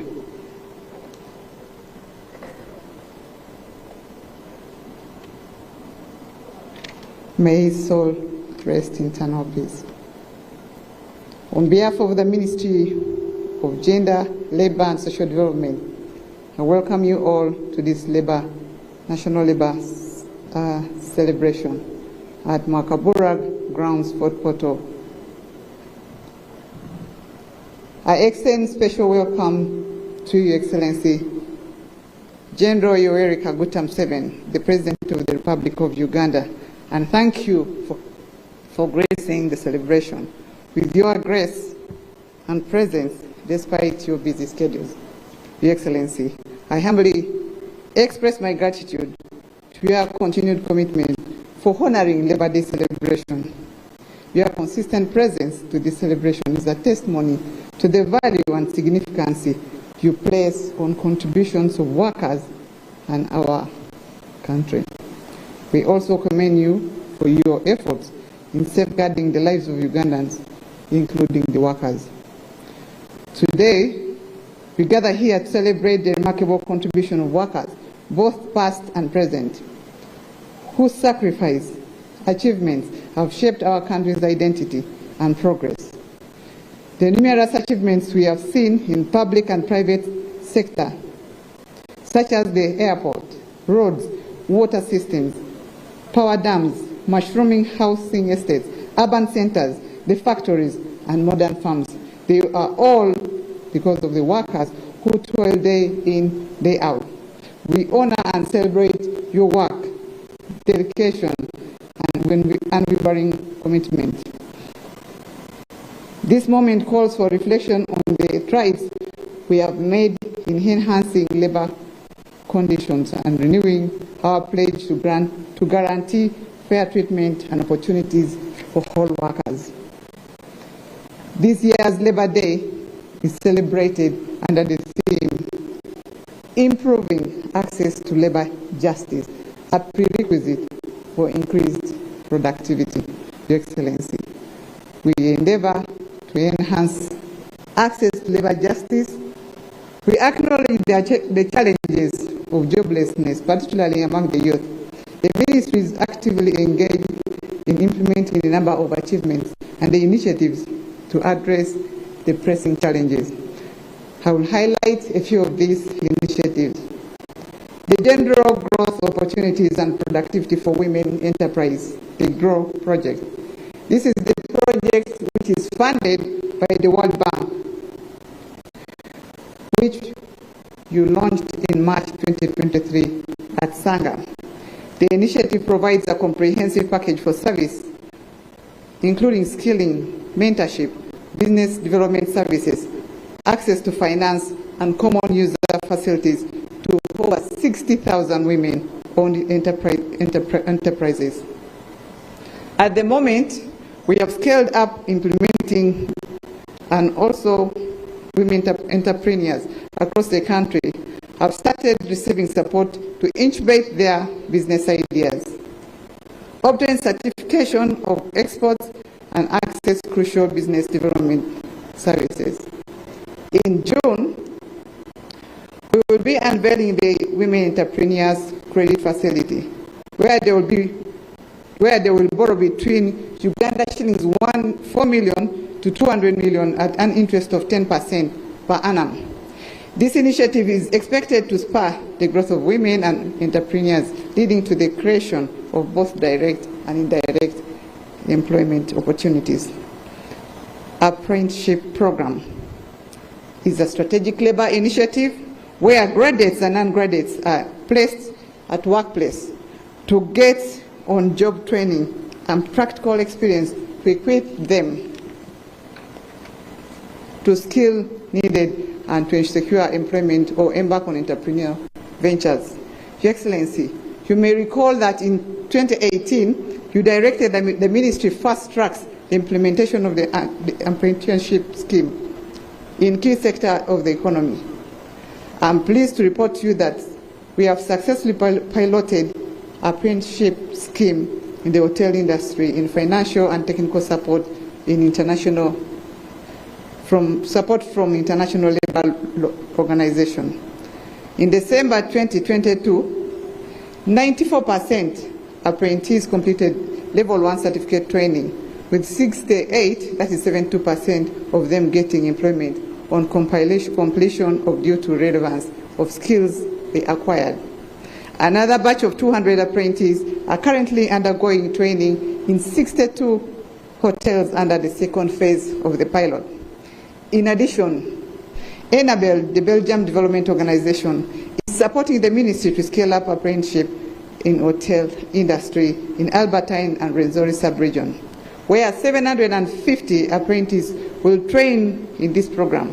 Your Excellency, we seek your support in securing additional funding to roll out this impactful scaling model to other sectors of the economy. Another initiative is supporting the Juakali enterprises to transform into a formal economy, Sente program. This program has provided business toolkits and business development services to the Juakali businesses to enable them grow, transition into formal economy. To date, the program has successfully supported 17,015 Juakali. 7,167 of them are males and 9,174 of them are females. The majority of these enterprises are demonstrating consistent growth, indicating the effectiveness of the program in facilitating their transition into formal economy and job creation. Labor externalization. The ministry has developed regulatory work framework that has significantly improved labor externalization. Processes have been simplified by implementing the external employee management information system. A computerized database we use to approve all jobs orders from abroad and monitor all Ugandans traveling legally abroad. In addition, labor agreements have been signed with the countries such as the Kingdom of Saudi Arabia, Qatar, Jordan, and United Arab Emirates, ensuring that the protection of Ugandans immigrants' rights. Negotiations with Oman and the United Kingdom, Germany, and Israel are underway. The bilateral agreements with the Qatar provides us the opportunity to externalize skilled and semi-skilled labor.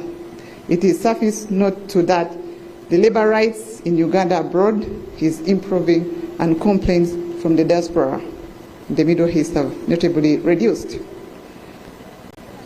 Uganda's National Employment Strategy 2023-2028.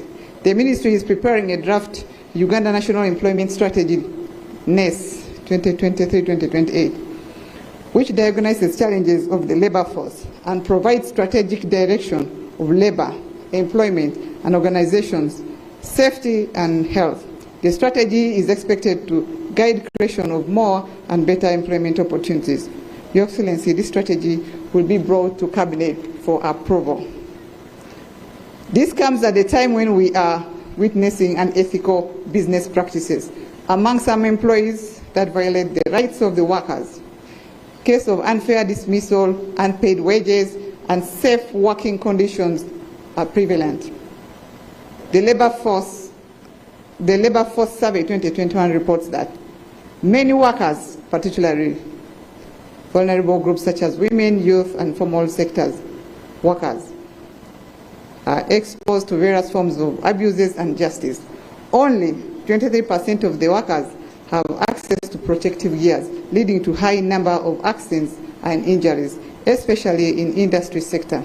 In addition, 1 in every 5 workers are exposed to dust, fumes, chemicals, and many face violence, such as constant shouted at, insults, subjected to sexual abuse and assaults.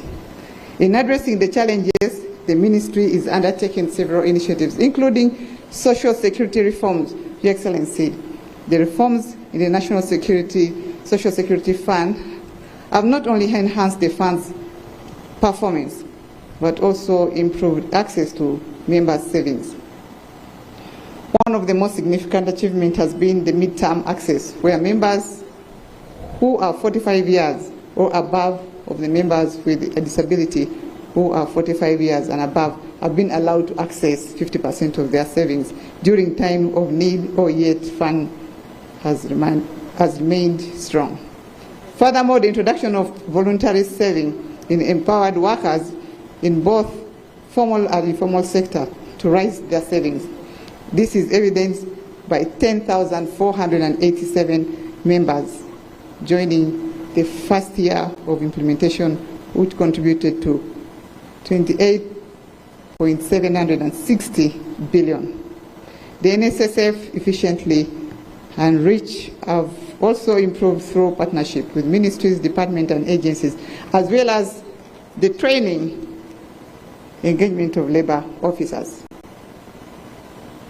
This has resulted into 15% of increase of the number of the activities NSSF members, which has rose from 651,778 in 2021 to 2022 to 773,588 in 2022-2023.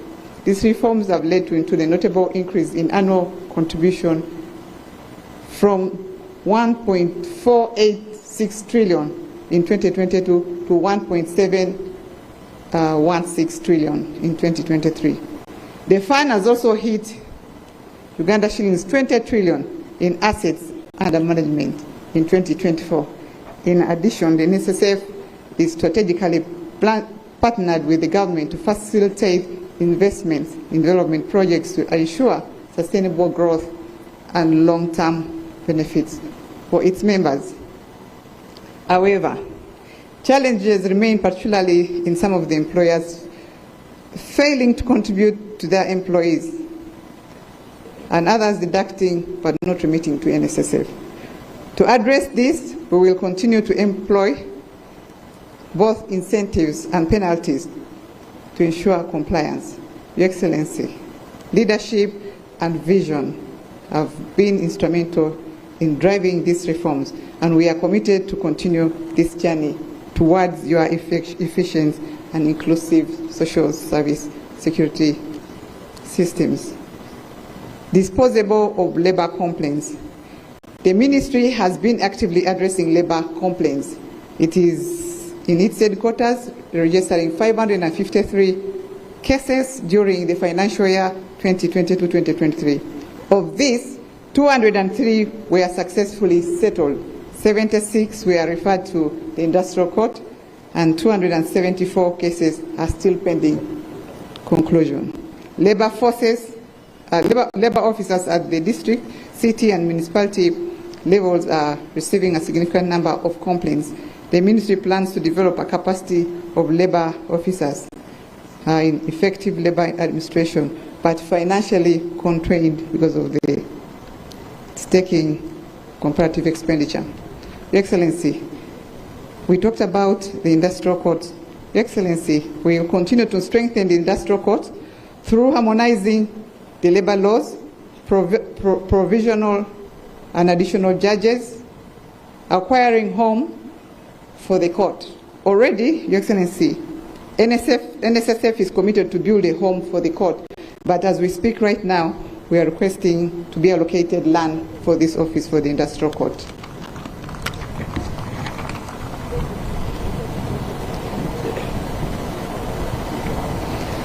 The constitution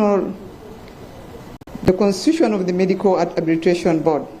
The Workers' Compensation Act 225 provides for the constitution of the Medical Arbitration Board to resolve disputes between the workers and employers regarding injuries from occupational accidents and scheduled diseases. The Medical Arbitration Board, chaired by Dr. Amandra Jacinto, is fully functional and operational. In addition, the Employment Act 2006 established the Labor Advisory Board to advise the Minister to matters concerning employment and industrial relationship. We extend our gratitude to Your Excellency and the Cabinet for approving the members of the Labour Advisory Board, chaired by Mr. Nicholas John Okwiri, and the board is functional. Your Excellency, today, as I conclude, the Labour Week, which started last week on Wednesday on the 24th of April, ends today. During the week, as part of the celebration, our partners with Uganda Law Society held a second annual conference at Expo 2024 in Kampala. That was between the 24th to the 25th of April 2024. The conference featured expert presentation, stakeholders' decisions, and labor justice. As I conclude, I wish to extend my appreciation to our social partners who are here, the National Organization for Trade Union, the Central Organization for Free Trade Union, and the Federation of Uganda Employers. We appreciate you for your valuable contribution towards improving labor conditions and promoting social justice. We thank all our development partners for providing financial support for this. 50% has been provided by our development partners, especially ILO and Enabel, for this function. Your Excellency, allow me also to thank the staff, the technical team, who is led by the Permanent Secretary, Mr. Agre David Kibenge, for organizing this Labor Day celebration. Most of all, allow me to thank the leadership of Fortportal District Local Government and the political leaders for their hospitality and exceptional organization for this celebration.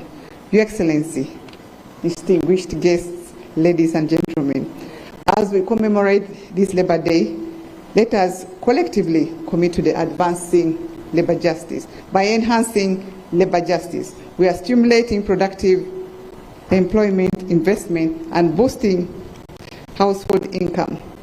Let us use this occasion to reaffirm our dedication to creating fair and inclusive labor environment that benefit all stakeholders. I now take this singular honor to invite Your Excellency, General Yoweri Kaguta Museveni, to come and address the nation on the auspicious occasion of 2024 National Labor Day for God and my country.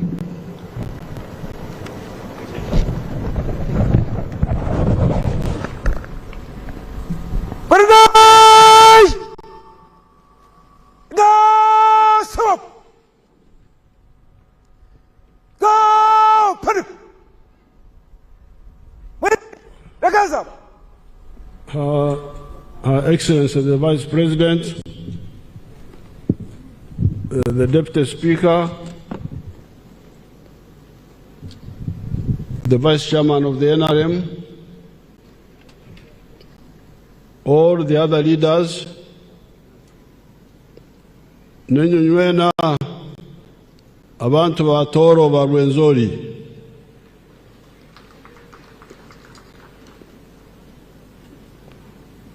I will combine languages, mix our local dialect here with English.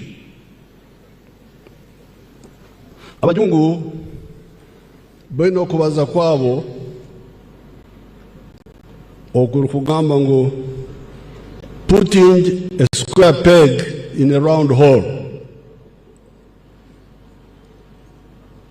Enkondo yensonda ogezaho kugiteka mu kina ekyekuringirire. Ati abantu kubakwano babaza ndora nti abantu bano nibagonza kuteeka enkondo yensonda kugiteka mu kina ekyekuringirire. When I hear people, some of you people speaking, I can see you are trying to put a square peg in a round hole. The problem of especially Uganda under the NRM now is not jobs but attitude. Attitude.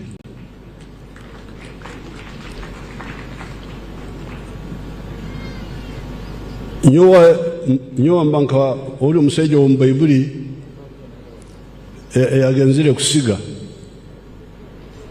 sugu ezimu zikagwa laboratori muri nyanko hamwandara zayoma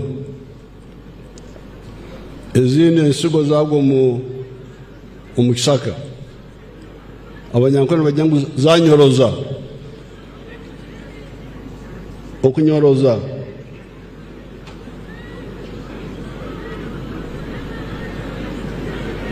ezindi ensigo zagwa hamuhanda enyonyi zazirya bete ensigo ezimu zikagwa hitaka erungi zayera hati omukaruru ka 96 Uganda ikamazire kutebeka namu manifesto yitu twabahabura okumwaka basa kutwaza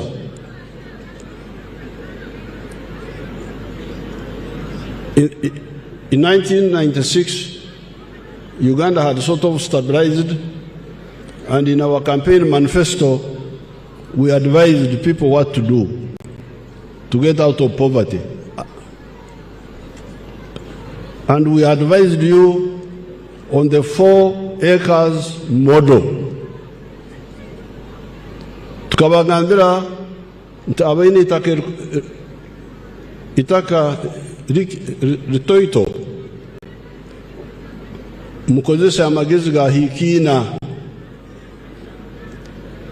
hikemu mutekemu omwani ya kabiri mutekemu ebijuma ya kasatu mulime ebinyasi byente zo mukiju ya kana mulime ebyokulya ekanyuma nibajeta ezigati mutekeye enkoko za mahuri nempuno abatari basalamu abatari banyankwera bayira abanyankwera bayira bakabatari yampuna abahati bazimazireho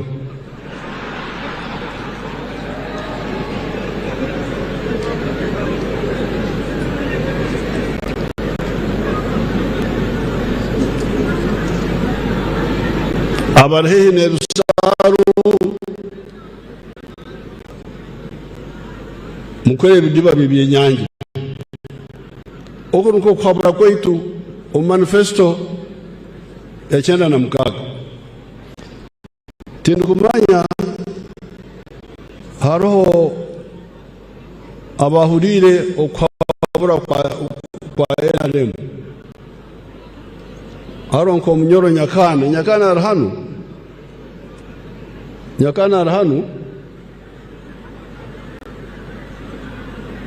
nyakana kwa rabaroho aroho ningataro kora waroho nyakana se president aroho mureke mwache acho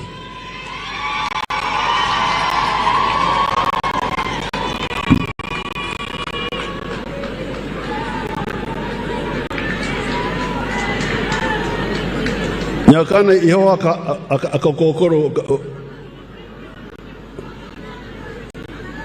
atagenda hamzindaro oherezo bwakaiso hari hamzindaro hari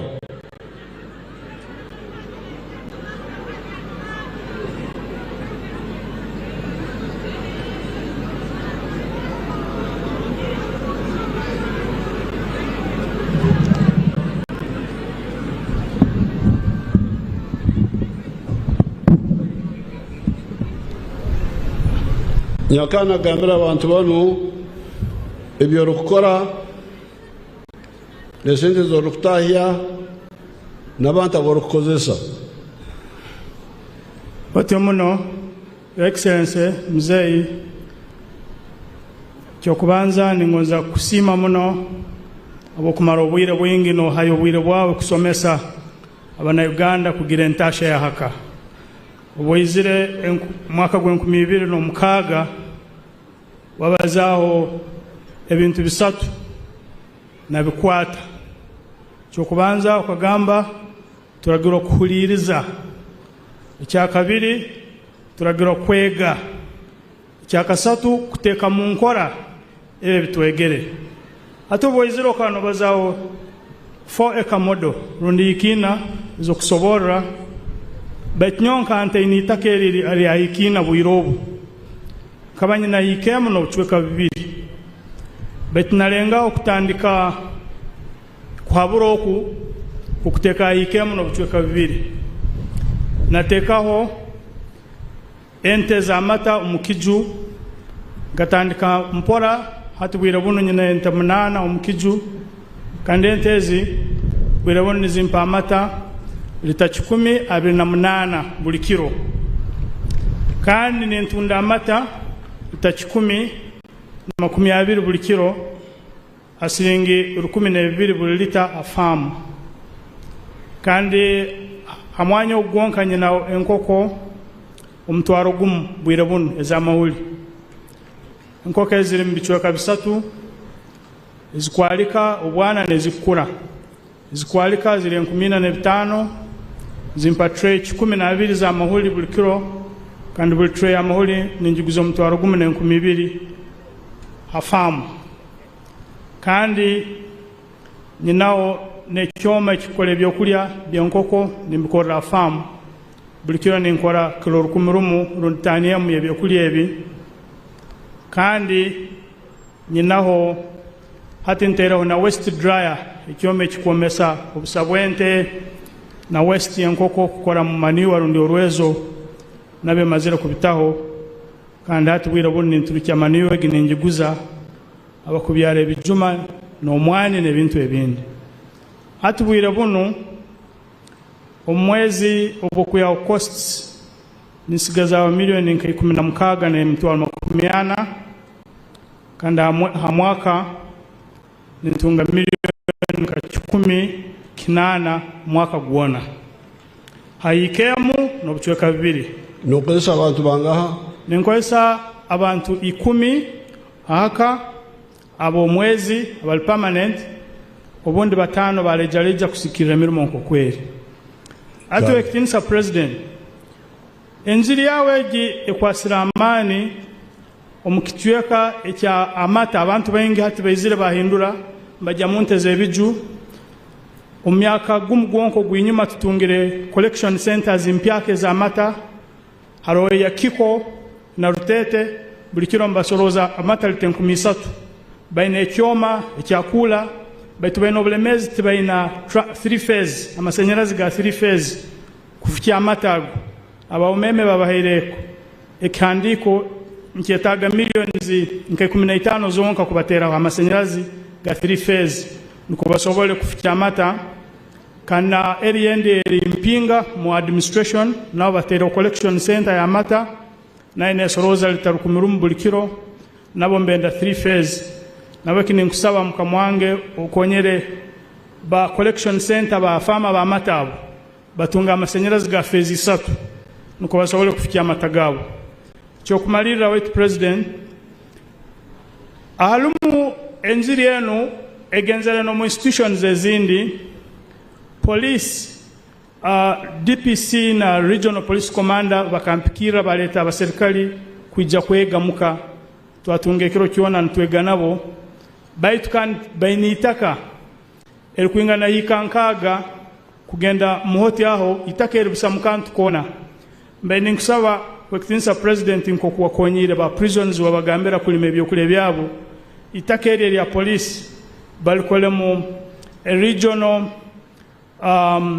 farm obundi yakubera model police farm akwa police ina mataka maingi baitibena faamu yona kandi itakeerera kwonka kyokumalira White President enziri yenu ine ebizibu nobwera bine ebirungi baitu haliyo abantu abandi ba doubting Thomases tibakaikirize ngwe nkoregi n'enjiri yawe egi nehindura abantu bwangu kandi abengi batandikire bagijumira ngo tekora baitu ebi en forum ternion tujja kutunga obwire akwa unfortunately abantu abamu nibatekereza tikikora twina kusaho buli obukuboleka ngo nugo muhanda gusora kuya abantu ombonaku malira ninsima muno omuhabebembezi Honorable Margaret Muhanga baina sindika ba youth ba ghetto youth kuja kusoma ba ghetto youth abo basitera pressure nyingi buli wiki nintunga amasimu genda kubakonyera kuteka ebiju byabo byente kubakonyera nko kubarazirolera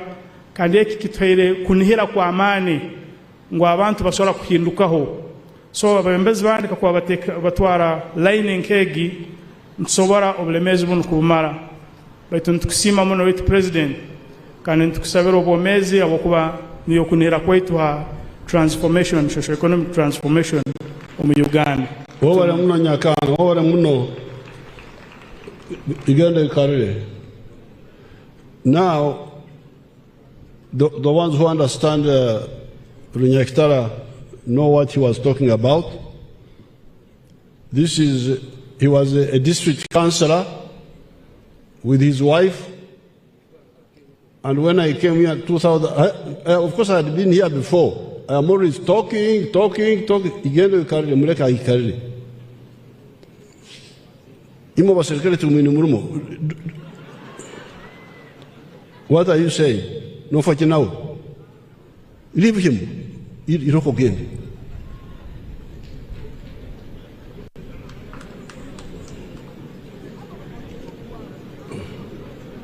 Now, what he was saying in Runyaktara was that I came here 2006 and I was repeating my message of the 4 acres. Now, I want you people to listen carefully. In my 4 acres, you did not, in my 4 acres model and 7 activities, I never talked about tea. You are now saying tea has got problems. I know them, and I had studied them. That's why I never included tea in my documents of recommendation. Because whatever I recommend for my people in writing, I don't just talk, I put in writing. I recommended the 7 activities for the poor people: coffee, fruits, dairy, food crop for the home, cassava, bananas, whatever, poultry for eggs, piggery, and fish farming. This is what I recommended in writing. Not just talking, no. I looked at tea and I put it in another category. These 7 activities were all in the category of intensive agriculture, using a small area to get good income. Now Nyakana was saying that when he heard my message, because of the lack of vision of the society, because of lack of guidance, abebembezi bali aho tubereke bakumanya leader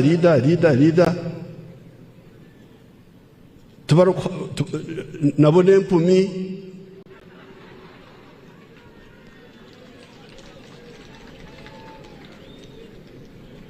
So Nyakana was saying that by the time he heard my message, he no longer had 4 acres because the land had been fragmented because of indisciplined, visionless inheritance practices. Abantu nibagweta batere kibakuranze omu maiso. Obuguda bwona babutematemamu. That when he had my message, he no longer had 4 acres. He had only 1.2 acres. Therefore, out of my 7 active enterprises, he only decided to do 2. A few dairy cows and eggs, hens for eggs. And because of that, he's now, after you remove costs, each month he makes a profit of 16 million. And in a year, he makes a profit of 180 million from 1 acre now. And he's employing 10 people permanent, 5 part-time. That is 15. So when I was sitting here, there, and hearing all the stories I was hearing, I decided to get my calculator. And I know that Uganda has got arable land of 40 million acres. Now, what Nyakana is doing is what I advised them to do: intensive agriculture. But there is extensive agriculture where you don't do the crops, the activities I recommended to them, but you do things like cotton, like ebikado, byabasoga, sugarcane, like tobacco of the Rugubaras, even the indigenous cattle, like the ones that I keep at Kisozi. Those are activities which you can only make money from if you do them on a big scale. You cannot do on 1 acre cotton and you get out of poverty. So those are in the category of extensive agriculture, which we also need. Because, for instance, maize is in extensive agriculture. The Bachiga of Kamwenje, barahinga ebishori. Ebishori bintenda ngo hinge bingi, uhinge hahango. Wawe nita karhango, wote nita karhango, ruga ebishori za kwabura kwanje. Kora yangira mu tahabura kwanje ubwo nubira kushangayo. So Nyakana started with the two enterprises. Dairy, where he has got 8 cows now in the shed, fed by the grass he cuts and feeds them, and poultry. And he's employing 15 people. So I was saying, if the land, when I was sitting there listening to all the stories,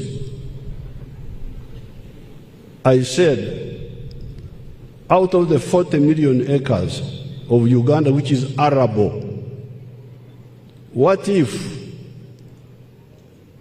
20 million acres were used in the way we have recommended for the Nyakanas and others who have listened? Each acre creating 15 jobs. I made a calculator there. Would need 300 million jobs. You have more jobs than all the population of East Africa. So don't tell me about lack of jobs. Talk about lack of vision.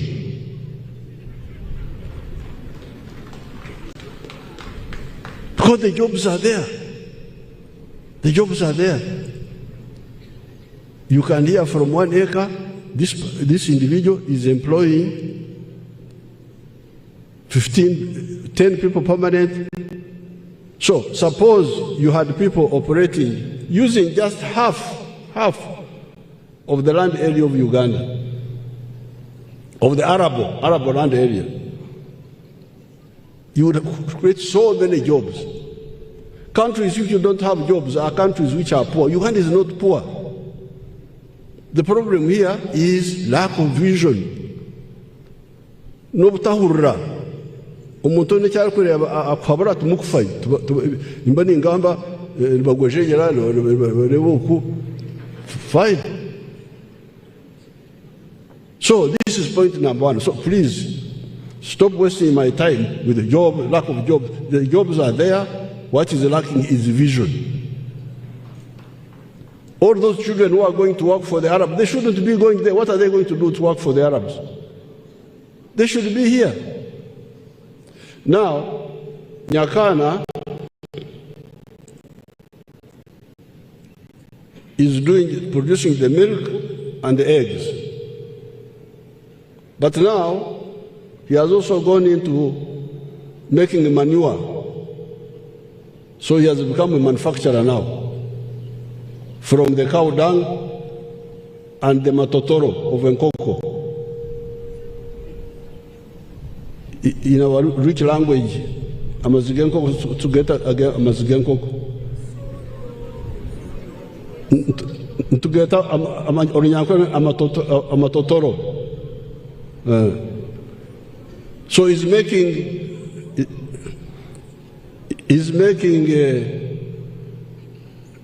manure from the droppings of the cow dung and the droppings of the chicken. And then he's also making animal feeds from, so he has now gone from agriculture to some sort of value addition.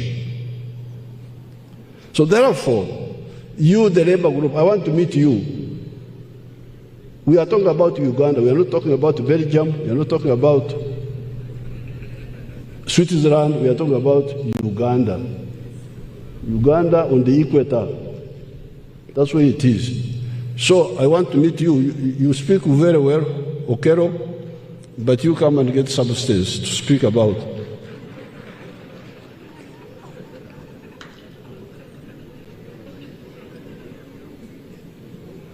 So this is number 1.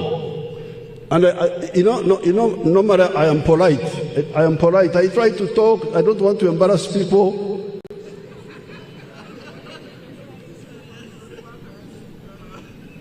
But I think politeness is not a good idea also. So in the coming days, I will be speaking in a non-polite way. Jobs come from wealth. Jobs come from wealth. You cannot have jobs without wealth. Emirimu nijirgo mbuguda. Omuguda nakora ebyo buguda bwe nebizara emirimu. Nyakana nakafamuke katoito kazeire emirimu 10-15. Uitaka rukoto njija kuzara emirimu mingi kwa kurukosa kurungi. Owa hoteli neberiye omuntu beti nazara emirimu nazara abantu emirimu.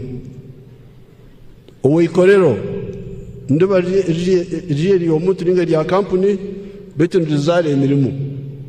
So job, wealth creates jobs. You cannot have jobs without wealth. So therefore, when you are talking to you people, start with the wealth creation. How can we make it easy for wealth modern type of wealth, not the traditional type. Obugago bw'obujaja nedda webuli bwaliwo naye kati twetaaga obujaja obugago bw'omulembe. We need modern wealth. So you, the workers and employers, it's not in Europe. In Europe there was a class struggle, because the Europeans were imperialists, exploiting us, but also exploiting their own people. Here we don't need a class struggle here.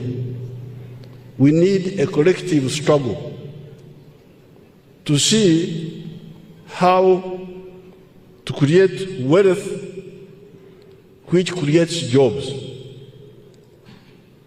So that's a debate between employees, employer, federation. This one is a European phenomenon.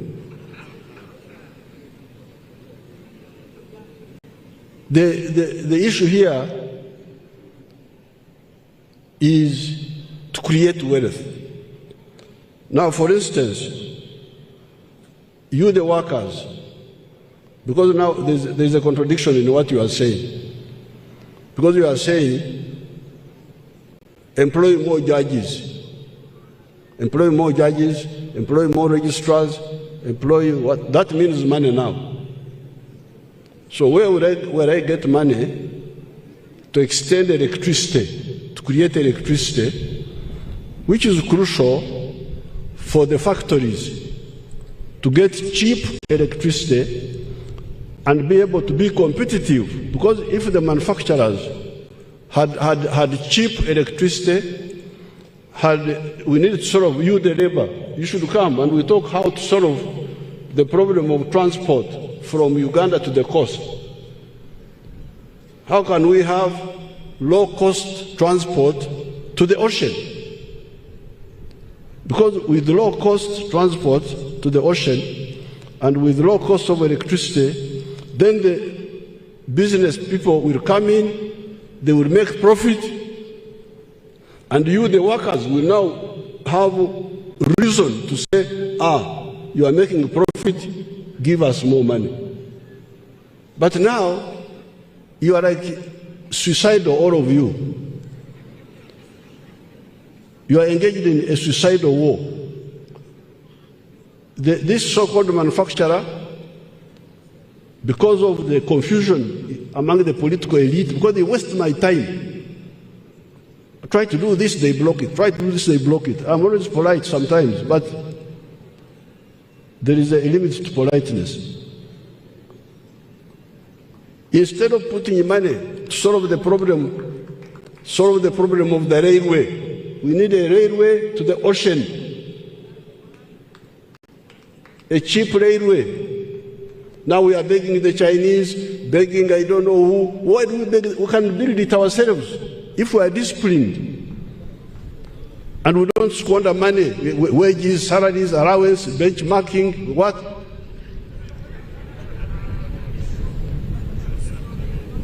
So, you work with the few investors whom you have here, and with these political people who are full there in the pavilion,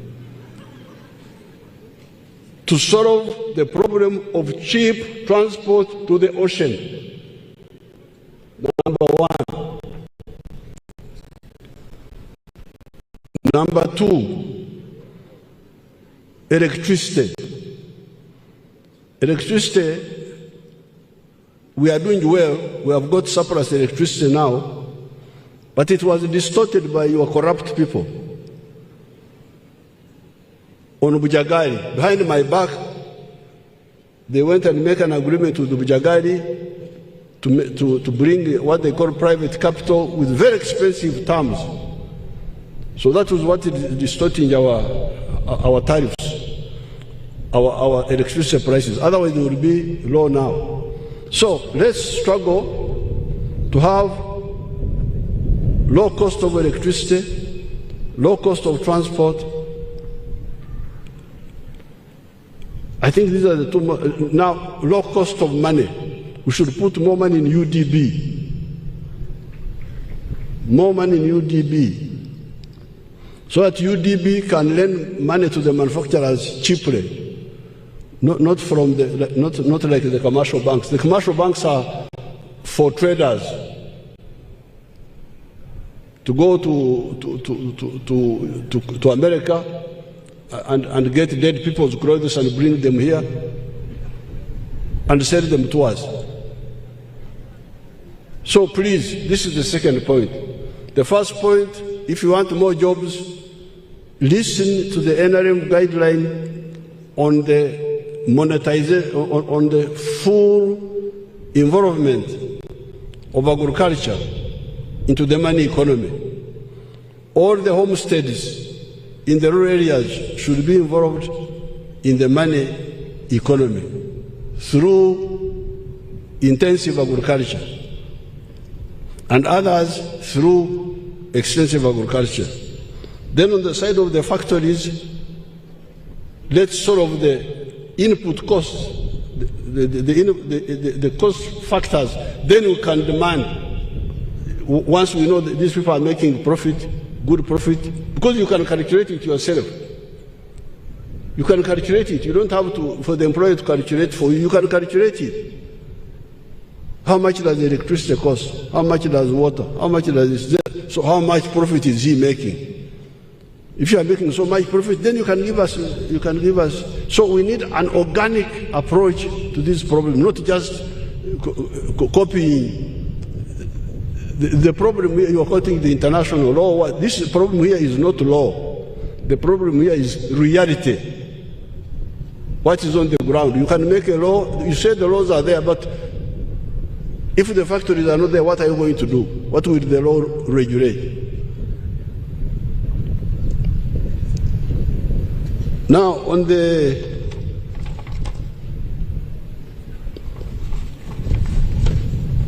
somebody talked about taxes also. I will meet the traders on the 7th. But you need to know, I think I wrote an article in the social media that omuntu kwarakuba nasubira ebitoke ninga ebicholi kubiha Fortportal kubitwara Kampala nahereza omusoro gokuba nokora business yokusubira ebicholi nebitoke nemondi kubiha Fortportal kubitwara Kampala nohereza omusoro.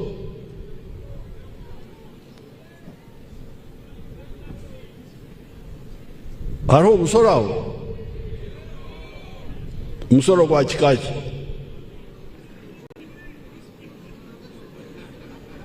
Omusoro guha okwihaho okugura license yokusubura.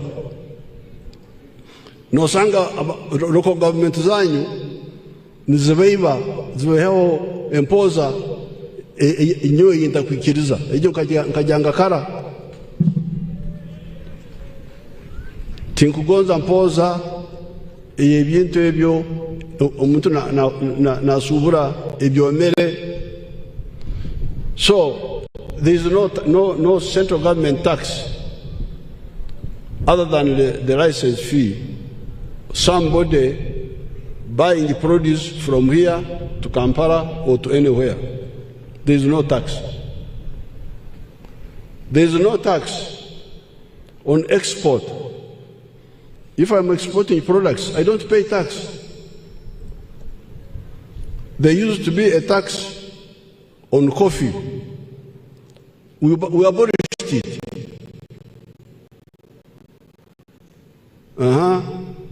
When you are bringing machinery inside Uganda, we don't tax you. So no government who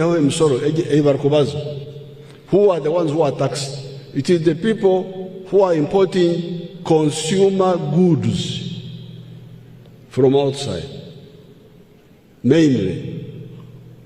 the import tax. This is the debate. So when you are debating, Kandavo, those people who get goods from outside, one of the reasons we tax them is because they kill our own imports.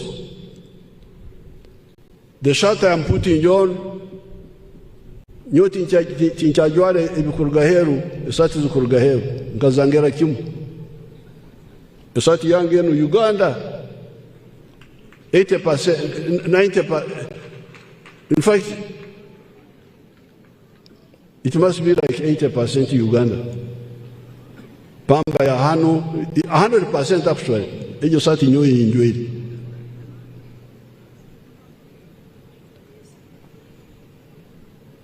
Engoye za abafu, nkazanga.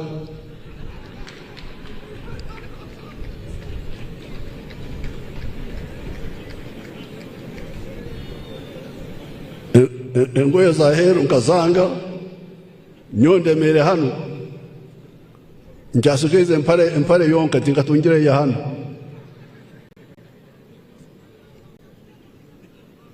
So,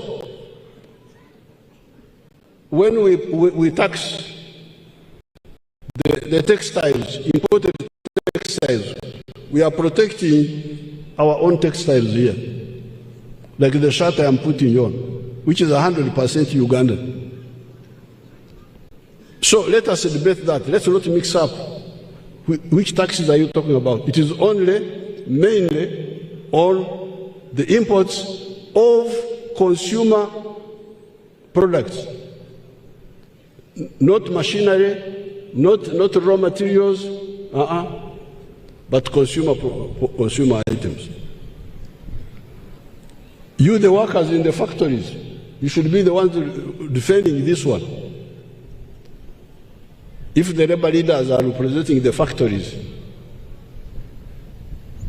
Now, what I picked from the talk, there are 2 points, which I'm going to take up immediately. One point is the markets which we built have been taken over by the parasites. The rich people have taken over the markets and displaced the Banaku who were selling in those areas before we built the markets. That's a big issue, which I directed the Vice President who is here to take up with the Minister of Local Government. This one I heard about before. Obutare Bwabanaku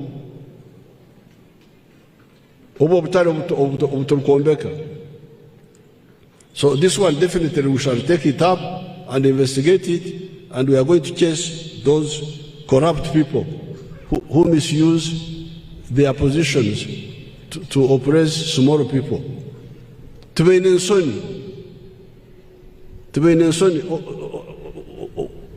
Ubuntu wawanako numuserra yuki. Ibyo abana kumbereke abantu abagufu mbyentahya barekere ubuntu wabo bakorera ombutaro. That one is a good point. I thank you very much for raising that one. Now the other point I picked up was the point about the employers are also not Christians. Nobody else kafiri. But he said that instead of using permanent labor, they use casual labor. That's correct. They use casual labor. Anyakul. Have you heard that? Had you heard it before? You had heard it? The Karamojong girl will handle it. That one is a good point, because even if I am still getting a low salary, because we are still sorting out the issues of electricity, I should be permanent, not casual, coming today, coming tomorrow. I should be permanent. That one is I'm going to insist on. Now, on the tea crisis, first of all, tea is not a high-value crop among the ones I selected for my smaller people. And I put it in writing. It is part of the large-scale agriculture, extensive farming. And I had studied it, and if you see my documents, I had pointed out that the global demand of tea is not very big. If you look at the demand of coffee, some years ago was 118 million bags per year, 60 kilogram bags. It is now 160 million. It is going up, coffee. But the global demand of tea is not so big. And the biggest consumers apparently were mainly Pakistan and Egypt. But they got into political problems. So that's why there is this insecurity. But also, on our side, there were some mistakes, which is what Colonel Timo was talking about. We're not using fertilizers. We were Oxoroma. You know, English is a poor language. They don't have enough words. They say have plucking. What is plucking tea? Ngubakani basoroma kubi haine ebiharwa jirwetu. This is the one we are going to address in the cabinet, which Colonel Time talked about. We are going to address those our own side here. But the bigger question is that tea, the global demand, you should check it properly. I have it in my booklet. I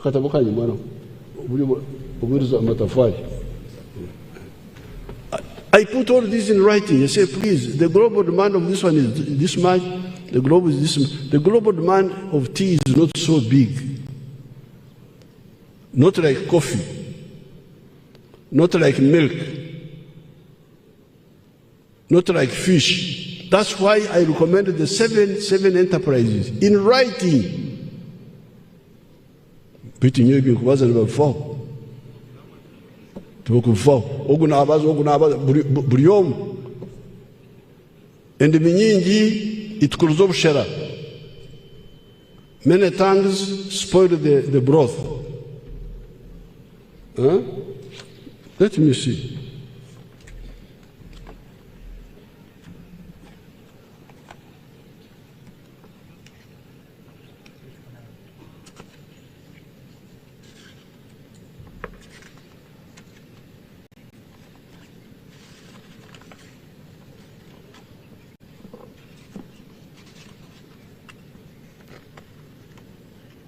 There's where I put them. I don't see it quickly here.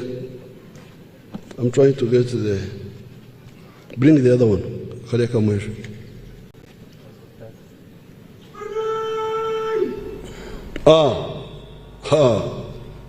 Go soup. Omnyankora gira. Wakahandikire karamu. Tukajunda. Go pundit. This is a booklet I wrote in 2011. On page 17, I put there, akatawakango mgurusa kia handikire ira. Nkahereza bano, urukwija muhereza, urukorabaho muhereza. tubakubufo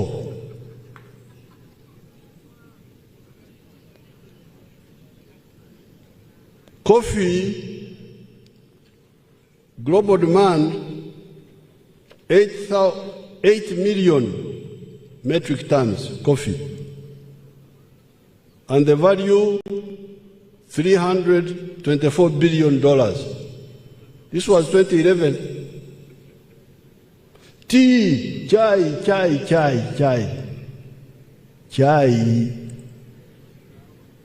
irhanu. 1.2 million metric tons, $17 billion. Muhurira bagenzi bange. Umuguruse byahandikire 2011. Chai global demand esente zayo bilioni 17 za dola. Omwani akasumyako 324 billion. Cotton pamba 50 billion. Fruits 90 billion. Fish $102 billion. These are dollars. Milk amata agenku gambira 480 billion. Wheat engano ni na katele kakoto 221 billion. Vanilla mwijuka vanilla katuletele bizubu 45 billion. Bananas ebitoke hakiri ebitoke $120 billion. Byona biri hano mukatabu. Beitu nobaza tubakufwayo. Bari hamasumu. Okay. Katonda jari.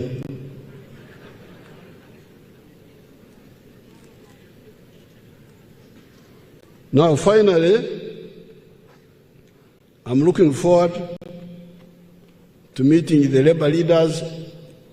They are very articulate, but I want to put content in what they are saying.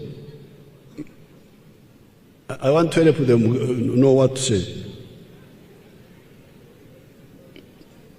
So my PPS, in the month of June, organized for the labor leaders and for the leaders of the Rwenzori of this area. I want to meet them also. In June, I want to meet you. Ebyange bigarikiraho mukuruko runapurukuru rw'abakozi hanga abakonyere.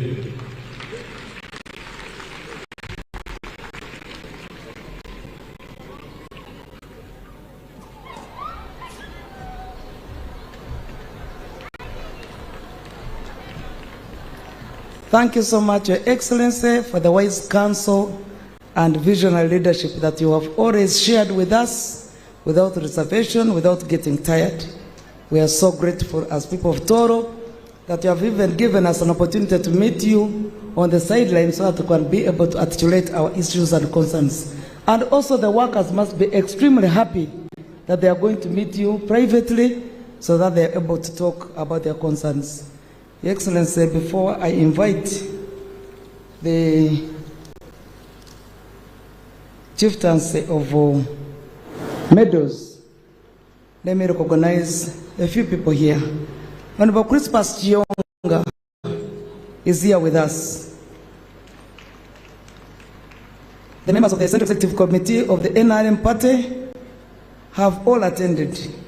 Honorable Gabriel Kato, James Tweheyo, and Jacqueline Chatwaire, and Honorable General Semera are all here with us. Public Service, we have Honorable Grace Towita Bagaya, Mr. Michael Mugisa, and Ms. Ada Kawakole Mwanga, Engineer Dr. Mbabazi. I would wish to take this opportunity to now invite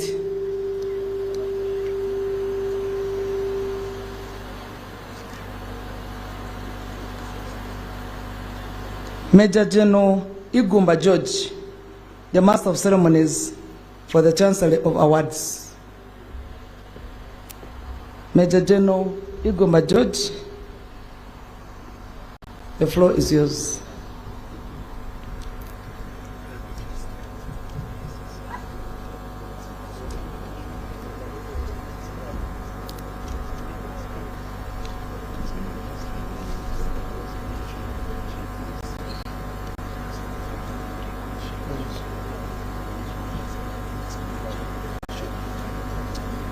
I would wish to inform Your Excellency and the general public that our Minister of Gender, Labour and Social Development is on another official engagement in Azerbaijan, and that's why she's not here with us today. But I remember when I raised the members of parliament, I think it was so hurried that they did not see them. About 45 members of parliament have registered their presence, Your Excellency. Can we request you kindly to stand up wherever you are located so that the people get to know that you are here? Members of parliament, comrades, please, I beg that you stand. Here they are, and please a hand of applause for their attendance. They walked and traveled from long time areas. Major Igumba, please.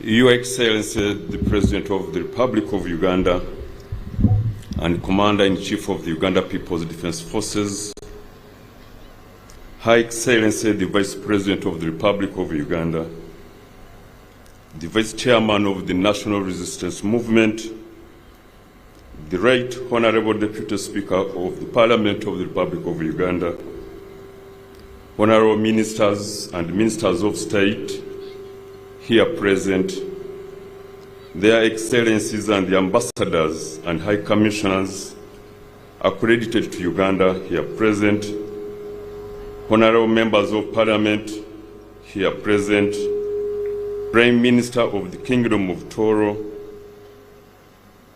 their worships, the religious leaders here present, service chiefs, distinguished invited guests, ladies and gentlemen, good afternoon. On this auspicious occasion of celebrating the International Labour Day, His Excellency, the President of the Republic of Uganda, is pleased to recognize deserving citizens of Uganda and other persons by award of medals of honor. To do the presentation of the 53 of the recipients is me, Major General George Igumba, the Master of Ceremonies for Chancery.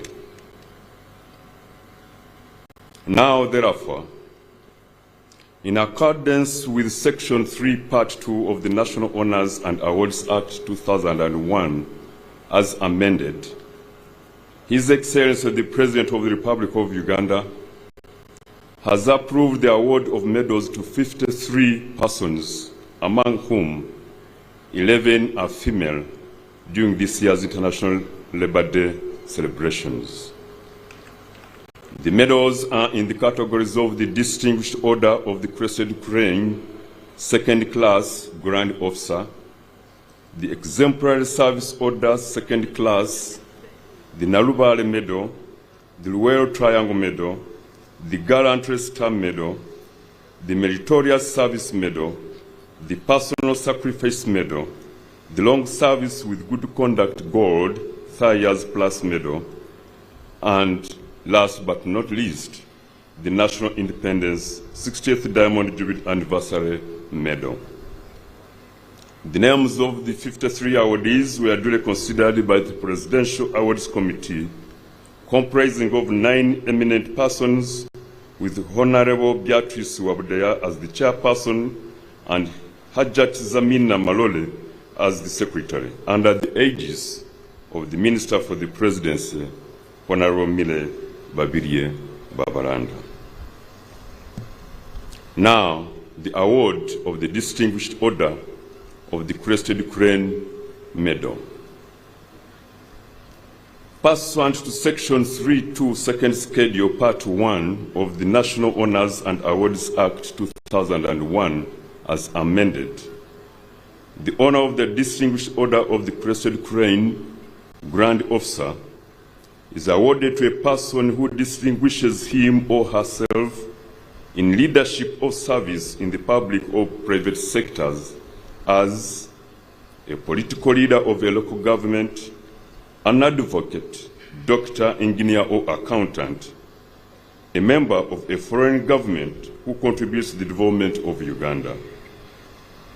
The one awardee who has been duly approved is none other than Honorable Daudi Migereko, a male adult from Jinja District, who was born way back on 26 June 1956 in Wakitaka Village, Jinja City, and was the chairman of the Uganda Tourism Board for 2 terms, 2017 to 2023. As chairperson of the board, he directed the formulation of the Uganda Tourism Board Strategic Plan 2020-2021 up to 2024-25, which has endeared Uganda to travelers as the best destination to visit during the past 5 years. During that period, he guided the board in developing a destination brand, Explore Uganda, the Pearl of Africa, which was successfully launched by His Excellency the President of the Republic of Uganda on 21st January 2022. He is an environmental conservationist with forests in Jinja, Ngereka Village, and Mayuge District, whose acreage Your Excellency has pleaded with me to remain silent about, and indeed is a co-founder of Finca Uganda, which is a precursor to the mushrooming circles. Award of the Exemplary Service Order, Second Class Police Medal. Pursuant to Section 3.3, Second Schedule Part 2A of the National Honours and Awards Act 2001 as amended, the honour of the Exemplary Service Order Second Class Medal is awarded to a Deputy Inspector General of Police, a former Deputy Inspector General of Police, an Assistant Inspector General of Police, a former Assistant Inspector General of Police, and other police officers of similar rank. The one awardee who has been duly approved is none other than Assistant Inspector General of Police, Prince Godfrey Chiwanuka Goloba, a male adult from Luwero District. Omulangira Godfrey Chiwanuka Goloba enlisted into the National Resistance Army on 30th August 1985 and has risen through the ranks to Brigadier General.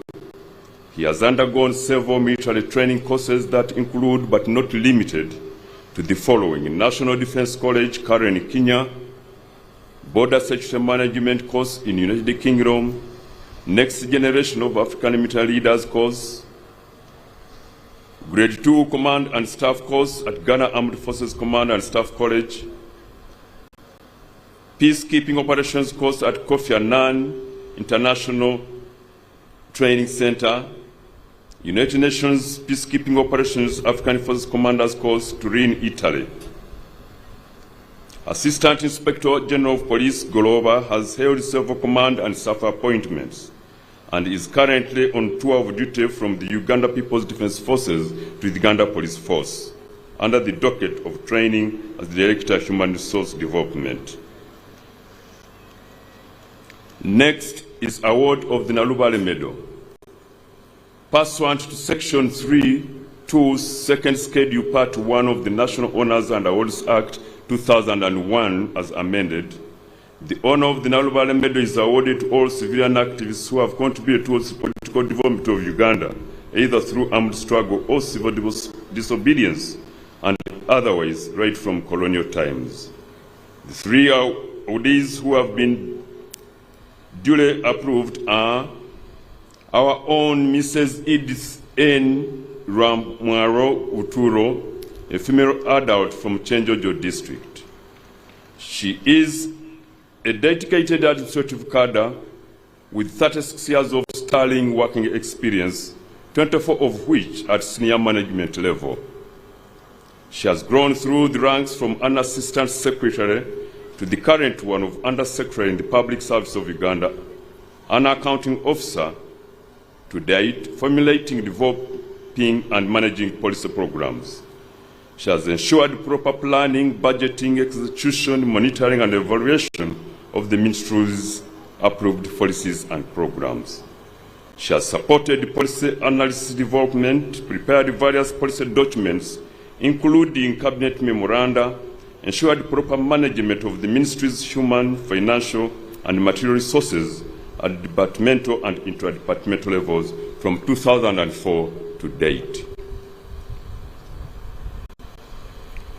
Haj Juma Abdallah, a male adult from Wakiso district. Miss Nampija Aida, a female adult from Nakasongola district. Now the award of the Royal Triangle Medal. Pursuant to Section 3.2 Second Schedule Part 1 of the National Honours and Awards Act 2001 as amended, the honor of the Royal Triangle Medal is awarded to any person, military or civilian, who either joined the struggle or operated closely with the armed freedom fighters against dictatorships in Uganda from 1981 to 1986. And the one awardee who has been duly approved is Resistance Officer number 03801, Major Robert Balungi Lubega, a male adult from Wakiso district. Award of the Gallantry Star Medal, Police. Pursuant to Section 3.3 Second Schedule Part 2A of the National Honours and Awards Act 2001 as amended, the honor of the Gallantry Star Medal is awarded to police officers who have distinguished themselves through acts of gallantry demonstrated in operations, community policing, intelligence, gathering, and bravery. The one awardee who has been duly approved is Inspector of Police Mohoz Eli, a male adult from Shema district.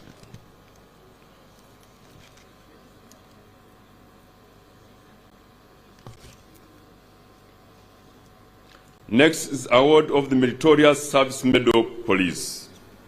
Pursuant to Section 3.3 Second Schedule Part 2A of the National Honours and Awards Act 2001 as amended, the honor of the Meritorious Service Medal is awarded to police officers for meritorious service, particularly in operations where initiative and meritorious behavior has made vital differences to the success of the operations. It is also awarded for acts of endurance and dedication. And the one awardee who has been duly approved is Assistant Superintendent of Police Muhereza Charles, a male adult from Kabale district. Award of the Personal Sacrifice Medal, Police. Pursuant to Section 3.3 Second Schedule Part 2A of the National Honours and Awards Act 2001 as amended, the honor of the Personal Sacrifice Medal is awarded to officers who have been wounded or killed in the line of duty. It may be awarded posthumously.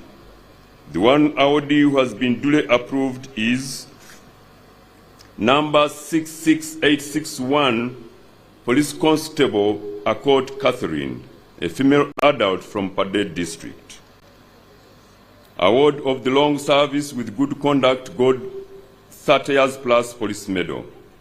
Pursuant to Section 3.3 Second Schedule Part 2A of the National Honours and Awards Act 2001 as amended, the honor of the Long Service with Good Conduct Gold 30 Years Plus Medal is awarded to officers with long service years with a clean and uninterrupted service to the force. The two awardees who have been duly approved are Senior Commissioner of Police Kasalao Christopher, a male adult from Iganga district, and Commissioner of Police Agaba Alison, a male adult from Muntungamo district. Award of the National Independence 60th Diamond Jubilee Anniversary Medal. Pursuant to Section 3.2 Schedule Part 1 of the National Honors and Awards Act 2001 as amended, the honor of the National Independence 60th Diamond Jubilee Anniversary Medal is awarded to a person in recognition of outstanding service and loyalty to the country from 9th October 1962 to 9th October 2023, and who has championed and contributed significantly to the struggle for the independence, or to a person who has continued to protect the independence of Uganda. The 43 awardees who have been duly approved are Prince Dr. Wunyi Agre, a male adult from Luka District, who joined public service in 2000 and has served under different government ministries, departments, and agencies. Prince Dr. Wunyi Agre is a distinguished public officer, an accomplished academician, a profound writer, and champion of the Ubuntu, the humanist approach in management. Dr. Wunyi's writings, The Agony of a Rising Star and Endless Struggles, have had a particular influence to the common man because the storytelling approach resonates with the common man. Prince Dr. Wunyi is a mentor and a down-to-earth leader. Next is Reverend Father Paolino Tomaino, may his soul rest in peace, who was a male adult from Italy. Next is Mr. Bigirimana Emmanuel, a male adult from Wakiso District. Next is Mr. Masaba Samuel Nagimesi, a male adult from Mbale District.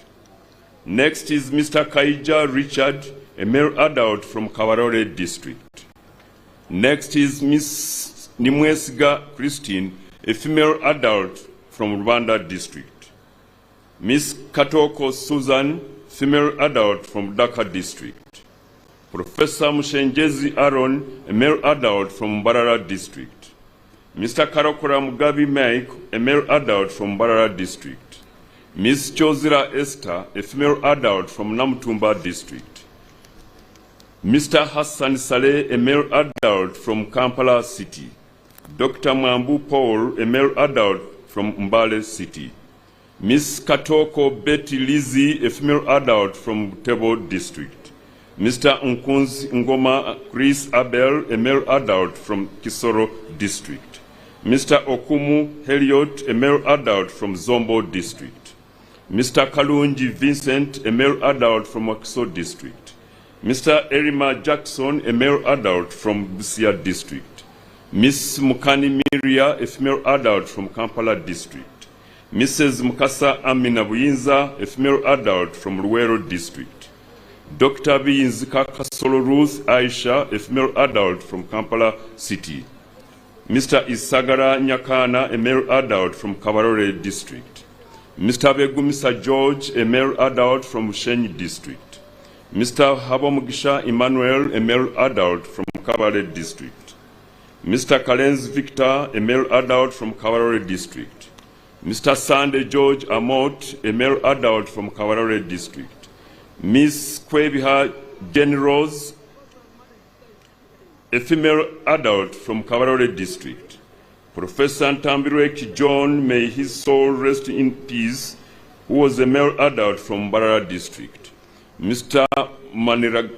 Maniraguha Emmanuel, a male adult from Kisoro District.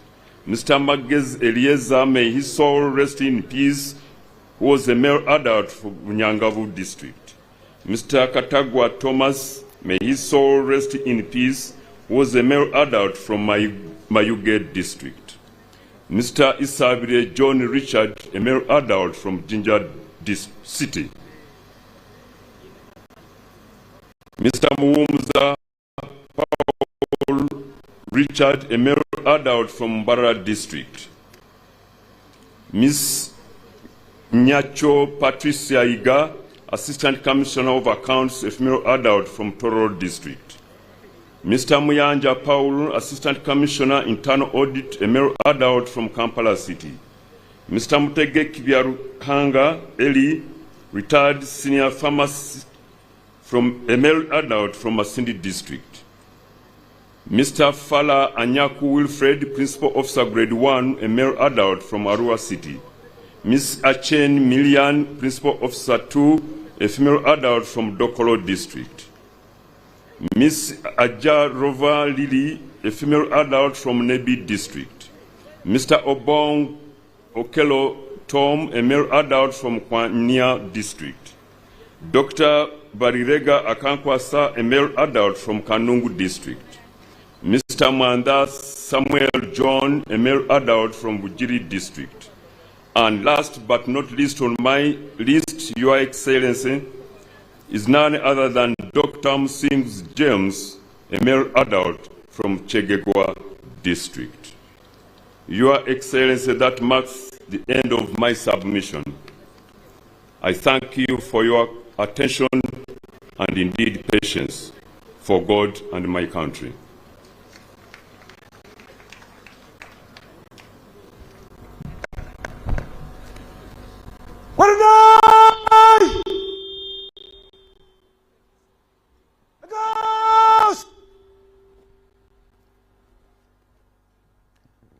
Salam Uganda, wake up!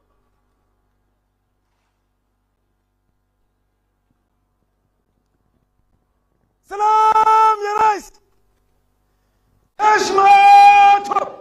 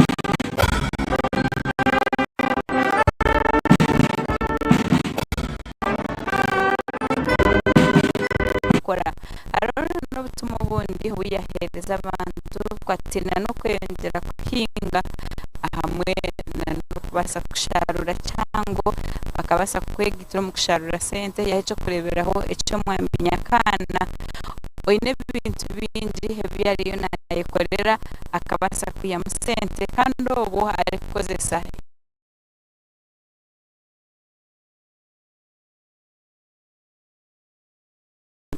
no butumwa bukwatina no kujya kubwana n'abashubuzi kandi abanaje kubabwana biro mukwezo kugira ngo baseganira shimwe mishoro no kubamanyisa hebine kushoraho na nebatine kwerezaho emishoro President Museveni yayo nzira yayo rekaho kwataho ari kugira ngo kwato bwateneje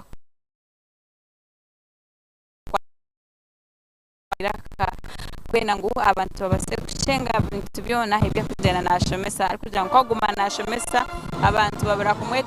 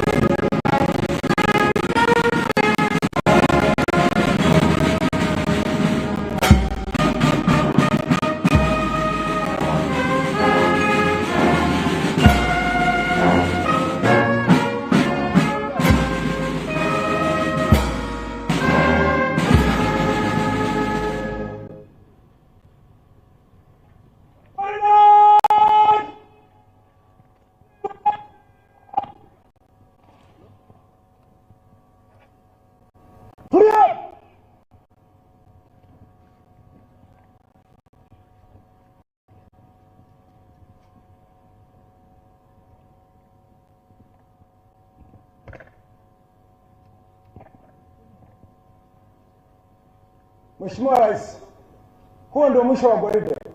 Naomba kutoa bendera uwanjani, Mheshimiwa Rais.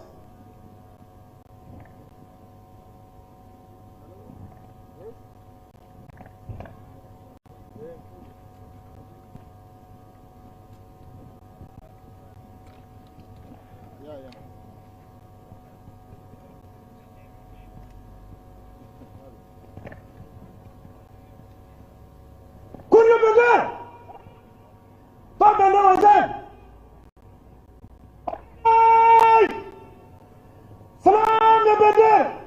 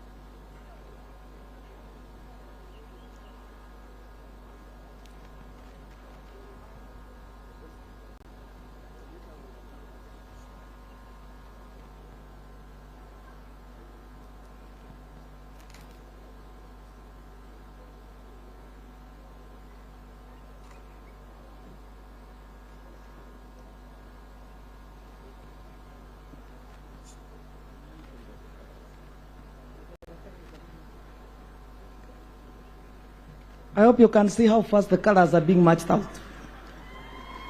And I think the young people would want to join the army right now. If there was a recruitment, you would see the numbers in this playground.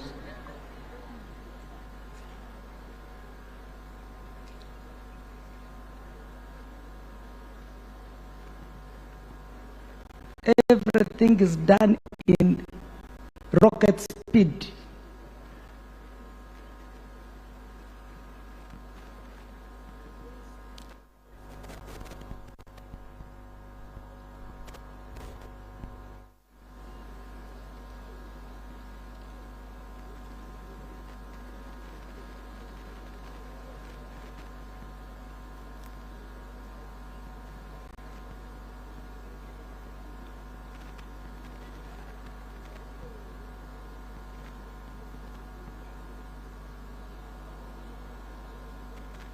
The sovereignty of our state, Uganda, is visibly seen.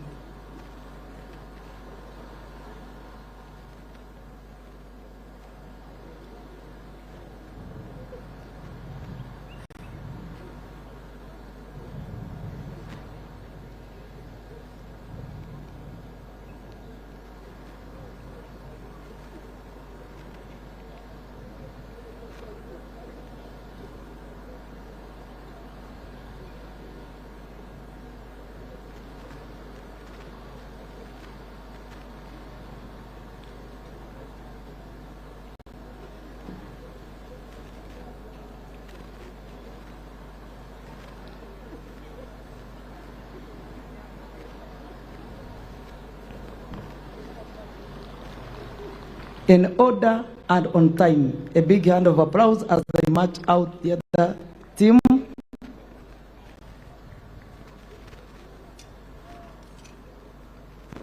The parade commander continues with his work. All right, I see.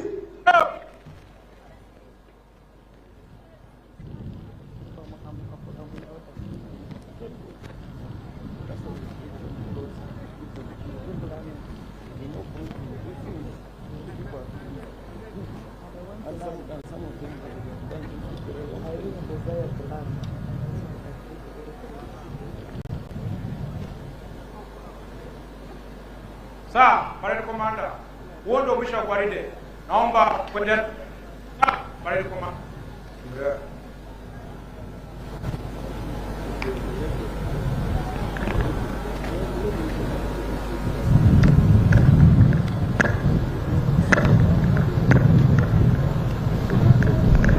A very big hand of applause to Lieutenant Colonel Wile Ndiomugabe for the job well accomplished.